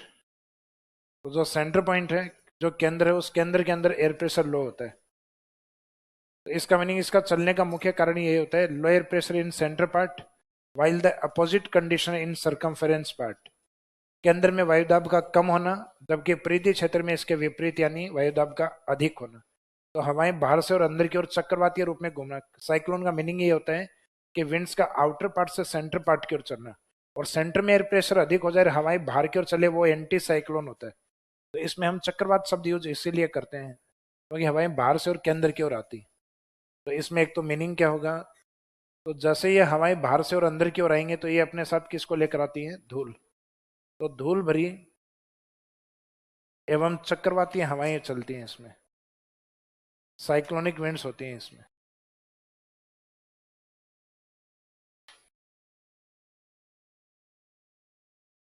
कंडीशन अपनी वही रहेगी ऋतु वाली। तो ग्रीष्म ऋतु की धूल भरी एवं चक्रवाती हवाओं को, तो ये शब्द है, ये इसको यूनिक अलग करेगा। जबकि धूल भरी और आर्द्रता युक्त हवाओं को, जो डस्ट और ह्यूमिडिटी के साथ होती है, वो आंधी होती है। और जो डस्ट और साइक्लोनिक पार्ट की तरह होती हैं घूमते हुए, वो बबूलिया होते हैं। तो इसमें लिखिएगा डस्टी एंड साइक्लोनिक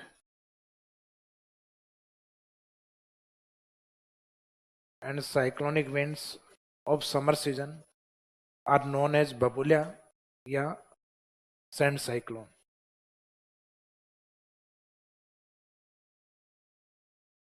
ग्रीष्म ऋतु की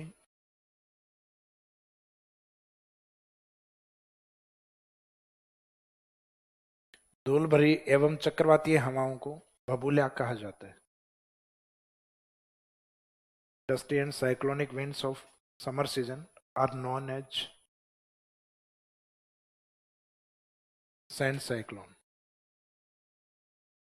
या डस्ट साइक्लोन लिख दो, एक ही बात है। धूल के चक्रवात कारण क्या है, तो कारण ये वाला डायग्राम बना के इसमें कारण लिखिएगा।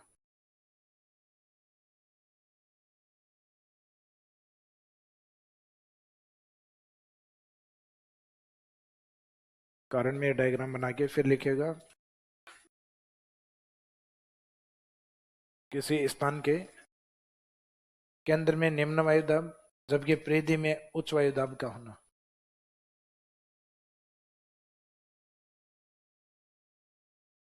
डायग्राम बनाइए, उसके बाद लिखिए। पहले डायग्राम बना दीजिए।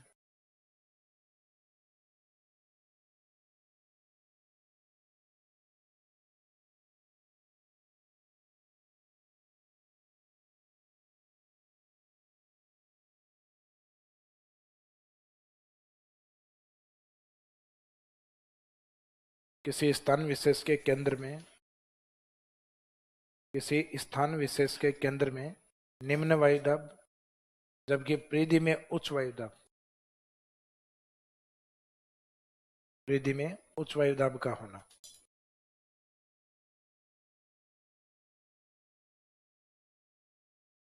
Lower pressure in centre part while the opposite condition या while the high air pressure in circumference part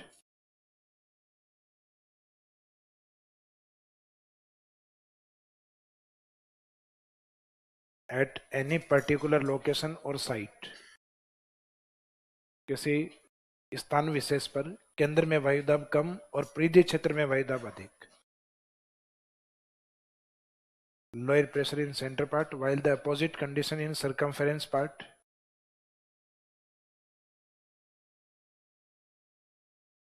at any particular location या site।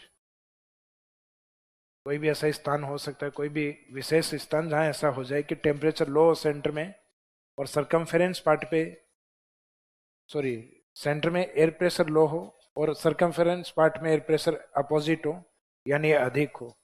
तो हवाओं का जो फ्लो बनेगा वो सरकमफेरेंस से और सेंटर की ओर बनेगा। तो हवाओं का हमेशा बाहर परिधि से केंद्र की ओर चलना हमेशा साइक्लोन कहलाता है। और हवाओं का जैसे फ्लो बनेगा तो उसके साथ डस्ट उठना स्टार्ट होती है। गाँव के अंदर, जैसे ग्रामीण क्षेत्रों में हम देखते हैं कई बार ये सेंटर वाला पार्ट जो लोअर प्रेशर का होता है, इसमें बच्चे क्या है, खेलते खेलते अंदर चले जाते हैं। तो अंदर वाले एरिया में इसमें डस्ट तो आती है बाहर से, हवा का प्रेशर कम रहता है इसमें, यानी ऑक्सीजन वगैरह बाकी गैसेज भी कम होती हैं।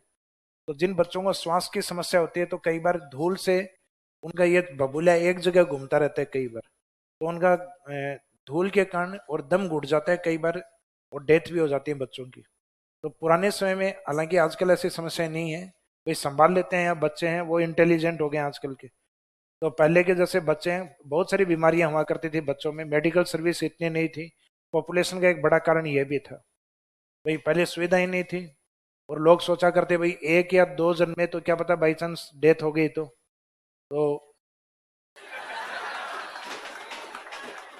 जब तक है जहां तब तक है जहां।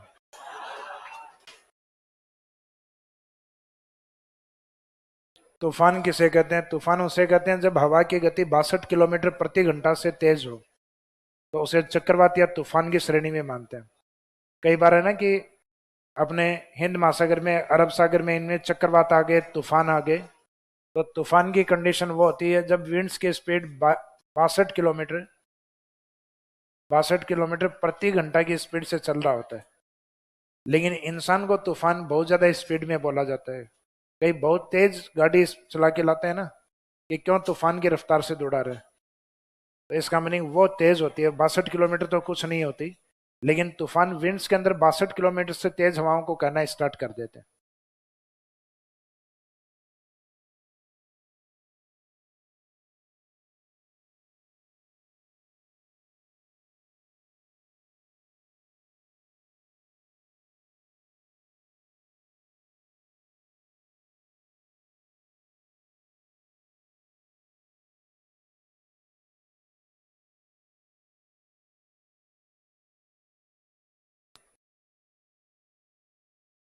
अब इनके द्वारा प्रभावित क्षेत्र कौन सा है?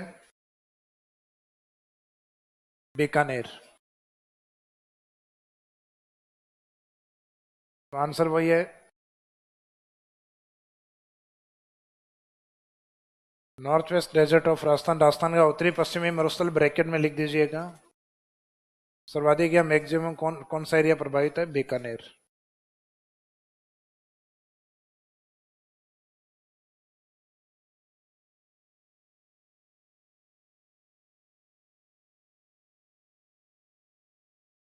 सर्वाधिक प्रभावित उत्तरी पश्चिमी राजस्थान, उसमें मेन एक डिस्ट्रिक्ट पूछे तो आंसर रहेगा बीकानेर।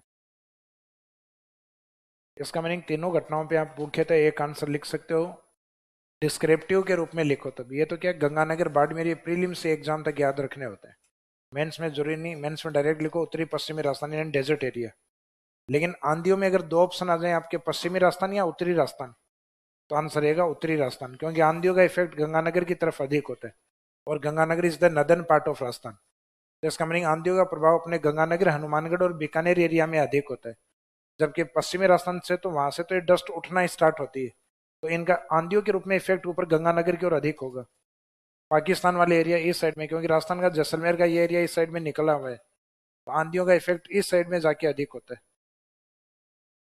बाकी इन एरिया में इस साइड में थोड़ी कम चलती है, इस एरिया की ओर अधिक चलती है। राजस्थान के नॉर्थ और वेस्ट वाले पार्ट, नॉर्थ में अधिकतम, उसके बाद में इधर।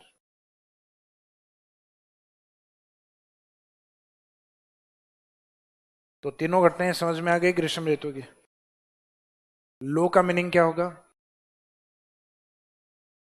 लो का मीनिंग होता है हॉट विंड्स। हॉट विंड्स हो, गर्म हवाएं हो जो शुष्क हो, जिनमें बारिश पॉसिबल नहीं है। आंधी, आंधी में धूल होती है, डस्ट और ह्यूमिडिटी होती है। तो जो dusty and humid winds of summer season is known as sandstorm, आंधी। जिसमें धूल तो हो, लेकिन धूल है वो चक्रवाती रूप में उड़ते हुए हो, तो धूल भरी और चक्रवाती हवाओं को, ये शब्द एक्स्ट्रा है इसमें, चक्रवाती हवाओं को क्या बोला जाता है? बबूलिया। इफेक्ट इसका मुख्यतः बीकानेर में, आंधी गंगानगर में 27 दिन, लू का इफेक्ट मुख्यतः बाड़मेर। तीनों घटनाएं इंटरनेशनल बॉर्डर पे हैं। गंगानगर आंधी, लू है बाड़मेर, और बीकानेर में बबूलिया। अब ग्रीष्म ऋतु से जुड़े हुए कुछ फैक्ट और हैं, अदर इंपोर्टेंट फैक्ट्स, हेडिंग डालिएगा। ग्रीष्म ऋतु संबंधित अन्य महत्वपूर्ण बिंदु। ग्रीष्म ऋतु संबंधित अन्य महत्वपूर्ण बिंदु। Summer season related other important facts. Summer season related other important facts, ग्रीष्म ऋतु संबंधित अन्य महत्वपूर्ण बिंदु या तथ्य। इसमें कुछ फैक्चुअली पॉइंट्स बचे हैं।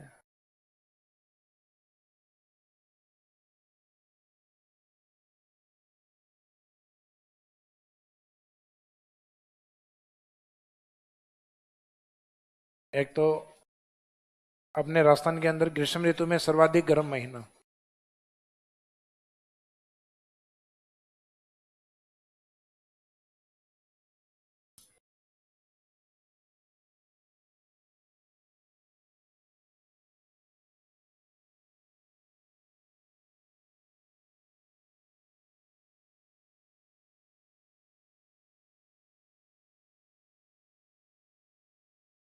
अपने यहाँ most hottest month in summer season, ग्रीष्म ऋतु में सबसे गर्म महीना माना जाता है जून।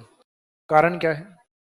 इसका कारण यह है कि जैसे इक्वेटर लाइन से और सूर्य मार्च से और धीरे धीरे जून में ऊपर की ओर आता है, तो जून में सूर्य अपने यहाँ होता है 21 जून को। सूर्य की स्थिति साल में भूमध्य रेखा पर 2 बार होती है।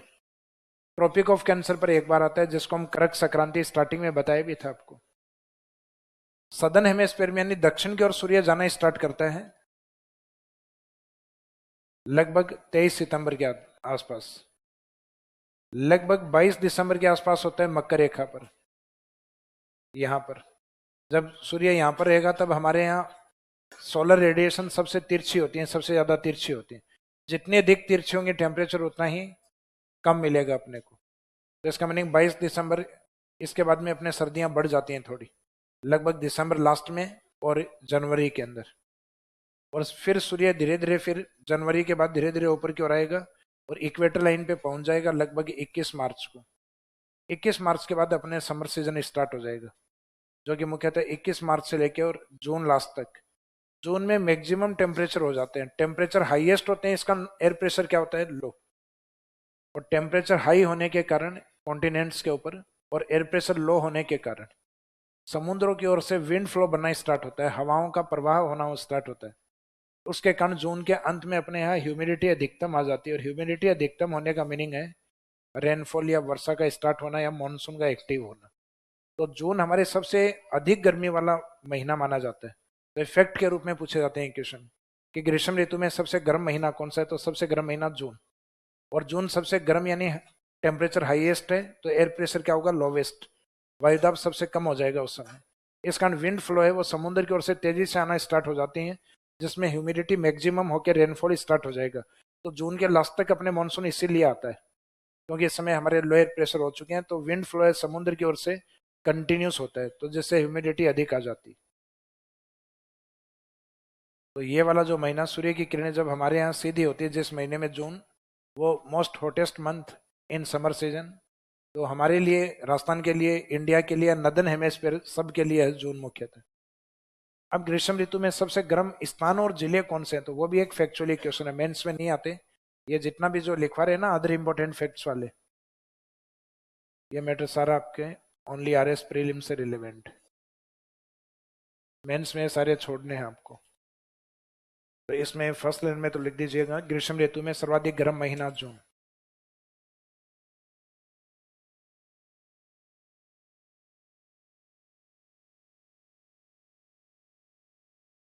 Most hottest month in summer season, in summer season of Rajasthan state आगे लिख दो, चाहे राजस्थान में, राजस्थान नहीं लिखोगे तो भी ठीक है। ये अंडरस्टूड है। जो अपन ज्योग्राफी लिख रहे हो किसके बारे में? राजस्थान।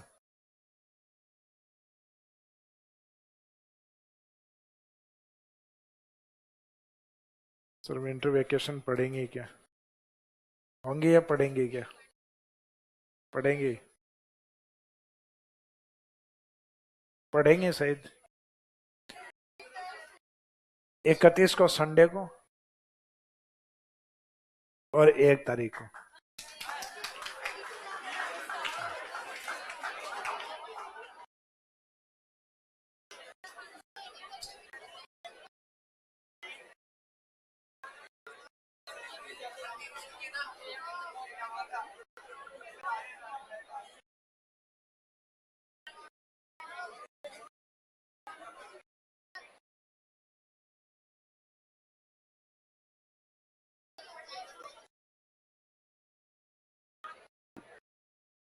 सर वेस्टर्न राजस्थान की आंधियों का वीडियो दिखा दीजिए ना, हमने देखी नहीं है। प्रैक्टिकली होगा अभी मार्च के बाद।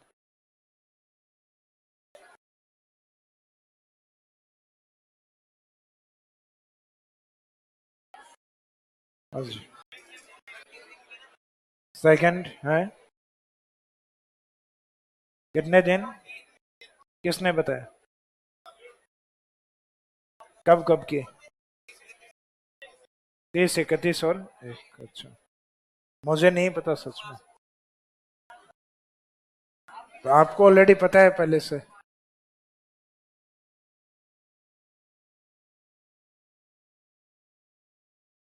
नेक्स्ट लिखिए, ग्रीष्म ऋतु में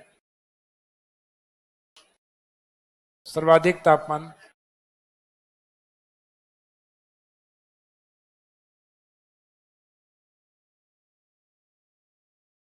सर्वाधिक या उच्चतम तापमान, highest temperature, highest temperature in summer season. District के तौर पे अगर पूछा जाए जिला कौन सा है अधिकतम तापमान वाला, तो ग्रीष्म ऋतु में सर्वाधिक तापमान जिले के तौर पे माने जाते हैं चूरू के अंदर। और एक साइट या एज ए प्लेस के तौर पे माने जाते हैं आंसर फलोदी। हालांकि फलोदी अब अपने आप में क्या आ गया, डिस्ट्रिक्ट। तो मेट्योरोलॉजी डिपार्टमेंट जब तक कोई नया स्थान नहीं बता दे तब तक इस जिले को ही अपने को स्थान के रूप में लेना है, क्योंकि कोई नया स्थान अलग से नहीं बताया गया है। तो क्वेश्चन ये रहेंगे कि गर्मियों में राजस्थान में सबसे गर्म जिला कौन सा है। तो ग्रीष्म ऋतु में हाईएस्ट टेम्परेचर डिस्ट्रिक्ट के तौर पे आंसर लिया जाता है चूरू को। और highest temperature in summer season as a place या स्थान के तौर पे किसको लिया जाता है, फलोदी को।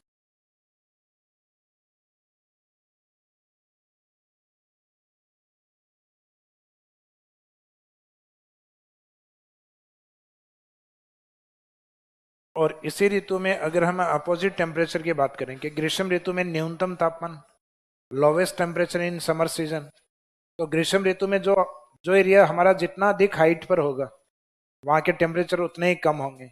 और ये मैंने आपको बताया भी था कि सागर तल से हाइट बढ़ने के साथ टेम्परेचर क्या होते हैं, कम। हाइट और टेम्परेचर एक दूसरे के इनवर्स या अपोजिट होते हैं। तो कंडीशन यही लिखने वापस पॉइंट नंबर 3 में।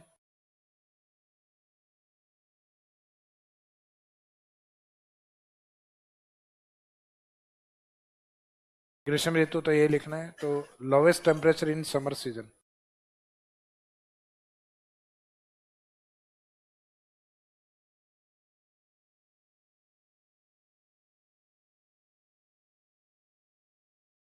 ग्रीष्म ऋतु में न्यूनतम तापमान।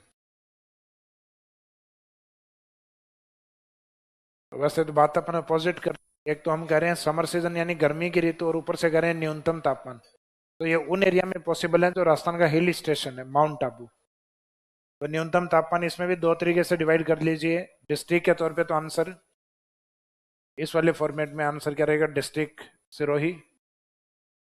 गर्मियों में टेम्परेचर सिरोही के कम होते हैं। तो इसी कारण राजस्थान में गर्मियों में अगर राजस्थान में ही कहीं घूमना है तो वो जिला कौन सा, सिरोही। और वहां पे भी मुख्य कौन सा स्थान, तो माउंट आबू।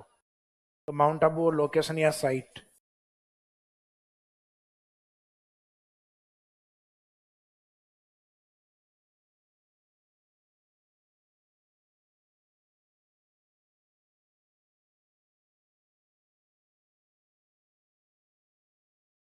ग्रीष्म ऋतु में न्यूनतम तापमान जिले के तौर पे माना जाता है सिरोही का, स्थान के तौर पे माना जाता है माउंट आबू। तो lowest temperature in summer season as a district Sirohi, और एज ए लोकेशन या साइट या स्थान के तौर पे है माउंट आबू। कारण इसमें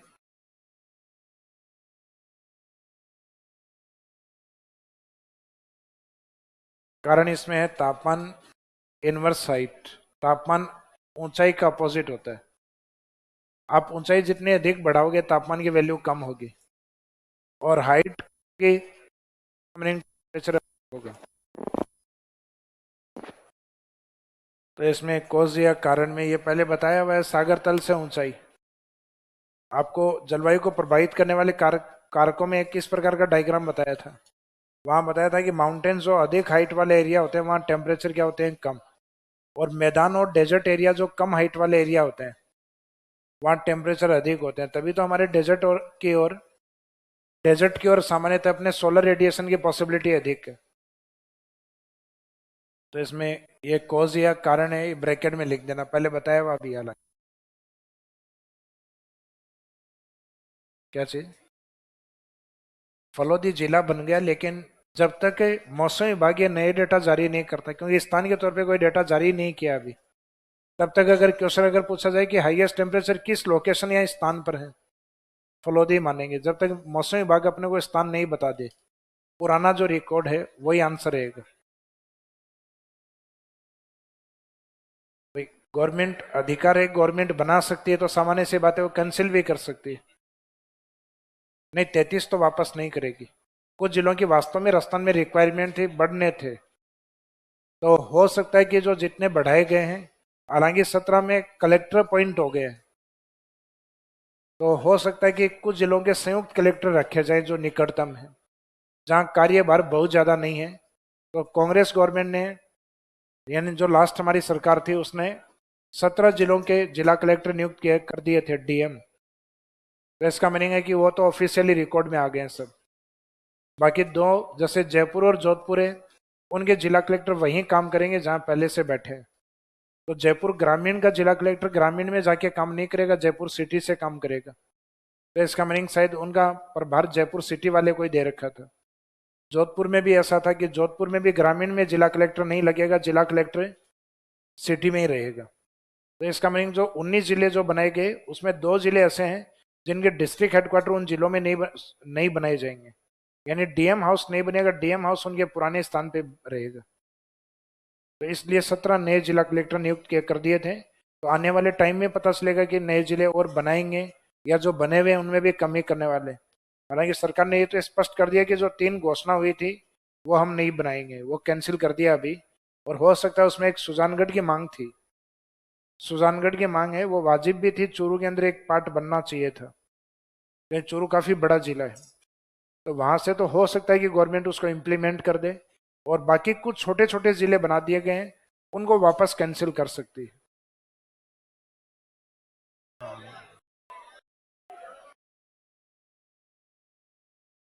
नेक्स्ट है point number 4।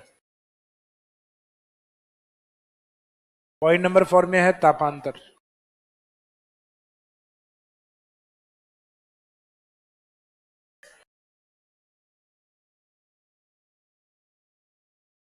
Range of temperature, range of temperature का मीनिंग क्या होता है?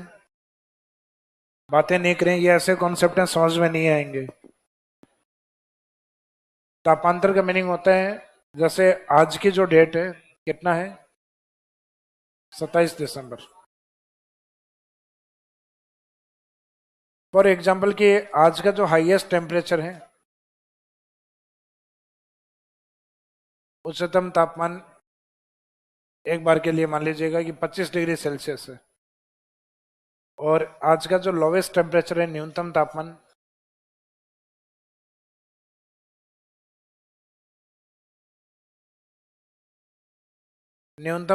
है for example 10 degree Celsius. Highest temperature मापे जाते हैं दोपहर में लगभग 12 से 2 के बीच में, लोवेस्ट टेम्परेचर सुबह 4 से और 6 बजे के बीच में। तो ये जो हाईएस्ट टेम्परेचर आज का, फॉर एग्जांपल अपन एग्जांपल के तौर पे लिए है, अब मोबाइल खोल के मत देखना, हो सकता है 27, 28, 23 हो। तो आज के हाईएस्ट टेम्परेचर और लोवेस्ट टेम्परेचर के बीच में कितना गैप है? 15 डिग्री सेल्सियस। तो आज पूरे दिन में रेंज, टेम्परेचर की रेंज कहां तक गई है? कम कम आई है 10 तक, और हाईएस्ट गई है 25 तक। इसको कहा जाता है रेंज ऑफ टेम्परेचर, तापमान का अंतर, तापांतर। यह तापांतर एक दिन का भी हो सकता है, एक वीक का भी हो सकता है, एक महीने का भी हो सकता है, एक साल का भी हो सकता है। वीक का होगा तो 7 दिन जो आपने लिए उनके हाईएस्ट टेम्परेचर ऐड कर लीजिए और उनका एवरेज निकाल लो। जैसे किसी दिन 25 डिग्री, किसी दिन 20 डिग्री, किसी दिन 30 डिग्री, किसी दिन 35 डिग्री, और लास्ट में 7 दिन का एवरेज कितना आया? 30 डिग्री। फिर उन्हीं 7 दिन के लोवेस्ट टेम्परेचर देख लो, किसी दिन 10 डिग्री, किसी दिन 8 डिग्री, किसी दिन 12 डिग्री, किसी दिन 7 डिग्री, किसी दिन 13 डिग्री, उनका एवरेज फॉर एग्जाम्पल आया 10 डिग्री। तो जो हाईएस्ट टेम्परेचर पूरे वीक का एवरेज 30 और पूरे वीक का एवरेज लोवेस्ट कितना है 10, तो इसको कहा जाएगा साप्ताहिक तापांतर, वीकली रेंज ऑफ टेम्परेचर। तो ये वीक के अकॉर्डिंग तापांतर, ऐसा पूरे महीने का एवरेज निकाला जाए हाईएस्ट का और लोवेस्ट का, और उस एवरेज के बीच में जो गैप देखा जाएगा फिर वो होगा मंथली रेंज ऑफ टेम्परेचर, मासिक तापांतर। ऐसा ही पूरे वर्ष का निकाल सकते हो तो वो वार्षिक तापांतर। तो इसका मीनिंग किसी भी समय के तापमान के अंतर को हम देख सकते हैं, 1 घंटे का भी देख सकते हैं कि पिछले 1 घंटे में तापमान अप डाउन इतना हुआ है, तो वो अपना 1 घंटे के ऊपर तापांतर माना जाएगा, यानी पर आवर या 5 घंटे में 6 घंटे में, उस तरीके से भी तापमान के अंतर को देखा जा सकता है। तो रेंज ऑफ टेम्परेचर का मीनिंग क्या होता है समझ में आ गया? किसी एक पर्टिकुलर टाइम पीरियड में निश्चित समय में तापमान का अधिकतम और न्यूनतम होना, यानी तापमान के बीच में अंतर आना, यही मीनिंग क्या होता है तापांतर। तो रेंज ऑफ टेम्परेचर की डेफिनेशन लिखिएगा, उच्चतम तापमान एवं न्यूनतम तापमान के अंतर को तापांतर कहा जाता है। Difference between highest and lowest temperature, difference between highest and lowest temperature is known as range of temperature। उच्चतम तापमान एवं न्यूनतम तापमान के अंतर को तापांतर कहा जाता है। ये एग्जांपल लिख दो आज की डेट वाला, ताकि इजीली समझ में आ जाए। ये 27 दिसंबर का जैसे हाईएस्ट टेम्परेचर अपने कितना इंडिकेट किया है 25 डिग्री, लोवेस्ट टेम्परेचर न्यूनतम तापमान जैसे आज का 10 डिग्री, तो दोनों के बीच में अंतर कितना हुआ 15 डिग्री। तो ये 15 डिग्री आज का तापमान का अंतर है। तो तापमान की रेंज कितनी अप डाउन हुई है 15 डिग्री। जो लोवेस्ट है उसे 15 ऊपर गया है, या जो हाईएस्ट है उसे 15 नीचे आया है।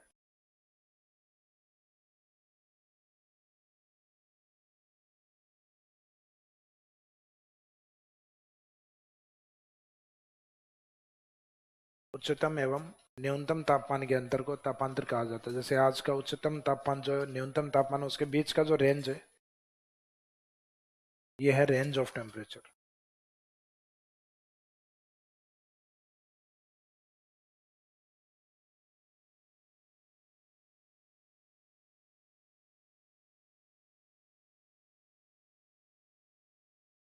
राजस्थान में सर्वाधिक तापांतर, यानी इस तापांतर वाले में maximum range of temperature in Rajasthan,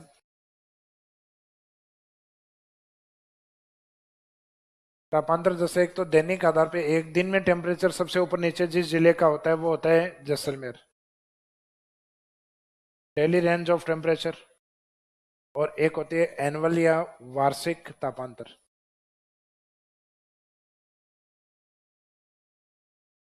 तो area annual range of temperature. तो एक दिन में टेम्परेचर सबसे ज्यादा अप डाउन होता है जैसलमेर, क्योंकि मिट्टी होती है उस एरिया में। तो आपको ध्यान है कि मिट्टी जल्दी गर्म होती है और जल्दी ठंडी होती है, कारण क्योंकि मिट्टी या सॉइल की टेम्परेचर ट्रांसफर की या तापमान के स्थानांतरण की इसमें सामान्यतः कमी होती है, यानी ये टेम्परेचर को ट्रांसफर नहीं कर पाती। मिट्टी जैसे ऊपर वाली सतह वही गर्म होती है, अब नीचे की ओर मिट्टी, जैसे कई बार ऊपर की गर्म मिट्टी है, उस गर्म मिट्टी को आप हटाओगे थोड़ा सा तो उसके जस्ट नीचे ठंडी मिट्टी मिलेगी अपने को। गर्मियों में होता है ना कई बार। इसका मीनिंग तापमान का स्थानांतरण बहुत ज्यादा डीप तक नहीं कर पाती है मिट्टी, तो ऊपर वाली सतह के पास ही टेम्परेचर होल्ड रहता है सिर्फ, और ऊपर वाली सतह के पास टेम्परेचर बहुत ज्यादा नहीं आ पाता, क्योंकि वो जो पार्टिकल्स होते हैं उनके तापमान ग्रहण करने की एक निश्चित सीमा होती है। इसी कारण सॉइल पार्टिकल्स पे थोड़ा बहुत टेम्परेचर आने के बाद वो हीटिंग देने लग जाता है। जबकि जल में क्या होता है, जल में तापमान का स्थानांतरण होता रहता है नीचे की ओर, तो इस कारण पानी इतना जल्दी गर्म नहीं होता। उसको गर्म होने के लिए मिट्टी से 5 टाइम मल्टीपल टेम्परेचर या टाइम चाहिए होता है। यानी जितने समय में मिट्टी जैसे गर्म होने में 2 घंटे लगे, तो पानी को गर्म उतना ही गर्म होने में 10 घंटे लगेंगे। तो इसका मीनिंग वाटर के पास जो टेम्परेचर होल्डिंग जो आ रहा है वो ज्यादा आ रहा है, यानी पानी जो गर्म हो रहा है उसके पास तापमान ज्यादा रहेगा। तो तापमान ज्यादा रहेगा तो उस तापमान को रिलीज करने में टाइम ज्यादा चाहिए। जबकि मिट्टी है वो कम टेम्परेचर पे गर्म हुई है, तो इसका मीनिंग उसमें टेम्परेचर होल्डिंग, तापमान को रोकने की क्षमता उसकी क्या है, कम है। तो कम है इसका मीनिंग उसके पास टेम्परेचर कम है, तो कम टेम्परेचर को छोड़ने में टाइम कम चाहिए, इस कारण मिट्टी जल्दी गर्म और जल्दी ठंडी होती है। जबकि वाटर की टेम्परेचर होल्डिंग कैपेसिटी ज्यादा होती है, तापमान को ग्रहण करने की क्षमता, तो वो टेम्परेचर को जब तक अधिक देर तक गर्म ग्रहण नहीं करेगा तब तक वो हीटिंग नहीं देगा। तो पानी देरी से गर्म होता है और देरी से ठंडा होता है। तभी कहते हैं ना, वाटर वाले जो एरियाज होते हैं वहां का क्लाइमेट इक्विलेंट होता है, समान होता है। जबकि जो लैंड पार्ट होते हैं उनके क्लाइमेट डायनेमिक होते हैं, चेंज होते हैं। अभी अपने गर्मी में देखो, बाहर स्वेटर पहनना मुश्किल, आधी घंटे नहीं खड़े हो सकते, इतनी तेज धूप है। लेकिन अभी 6-7 घंटे बाद देखना आप शाम को, ये भी लगेगा दिन में स्वेटर गलत निकाली थी, अब जरूरत है। तो इसका मीनिंग है जो लैंड पार्ट या कॉन्टिनेंटल क्लाइमेट होती है वो अचानक चेंज होती रहती है। तो अपने यहाँ जल नहीं है, अपने यहाँ अपना जो राज्य है वो अपने अपने लैंड लॉक्ड स्टेट है। जबकि आप मुंबई, केरल, तमिलनाडु उन राज्यों में चले जाओ जलीय क्षेत्रों में, तो इसका मीनिंग वहाँ पूरे दिन का क्लाइमेट है वो लगभग एक जैसा ही रहता है, ना बहुत अधिक गर्मियां होती हैं और ना बहुत अधिक सर्दियां होती हैं। तो range of temperature daily basis पे सबसे ज्यादा, जो राजस्थान में सर्वाधिक तापांतर जो है वो दैनिक आधार पे डेली बेसिस पे सर्वाधिक कहाँ पर है, जैसलमेर में। और एनुअल बेस पे सर्वाधिक है चूरू, क्योंकि चूरू राजस्थान का वो जिला है जो गर्मियों में सबसे गर्म, सर्दियों में सबसे ठंडा। लेकिन वो एक दिन में सबसे गर्म सबसे ठंडा नहीं होता, गर्मियों में हाईएस्ट टेम्परेचर और सर्दियों में लोवेस्ट टेम्परेचर। तो पूरे वर्ष में ऊपर नीचे होने का मीनिंग है पूरे वर्ष में तापमान सबसे ऊपर नीचे किस जिले का होगा, चूरू का। ये समझ में आ गए। फैक्चुअली क्वेश्चन है कि जो मैक्सिमम रेंज ऑफ टेम्परेचर है वो डेली बेसिस पे जैसलमेर में और एनुअल बेसिस पे सर्वाधिक कहाँ होती है, चूरू के अंदर। तो लास्ट वाले ये फैक्ट थे। सिर्फ सबसे गर्म महीना अपना जून होता है, सबसे गर्म स्थानीय जिला डिस्ट्रिक्ट के तौर पे हाईएस्ट टेम्परेचर चूरू में, और लोकेशन या साइट के तौर पे फलौदी। और ग्रीष्म ऋतु में ही हम अपोजिट बात करें कि ग्रीष्म ऋतु में सबसे गर्म जिला है अपना सिरोही, और उसी का ही एक स्थान सबसे कम तापमान वाला है, माउंट आबू। फिर रेंज ऑफ टेम्परेचर तापांतर, तो तापांतर का मीनिंग होता है अधिकतम और न्यूनतम तापमान का अंतर, यानी temperature difference between highest and lowest temperature, जो कि अपने एक दिन में सबसे अप डाउन होता है टेम्परेचर जैसलमेर, और पूरे वर्ष में होता है चूरू के अंदर। तो ये ग्रीष्म ऋतु यानी पहला पार्ट अपना आपका कंप्लीट हो गया। इसके बाद में नेक्स्ट पार्ट रहेगा अपना वर्षा ऋतु।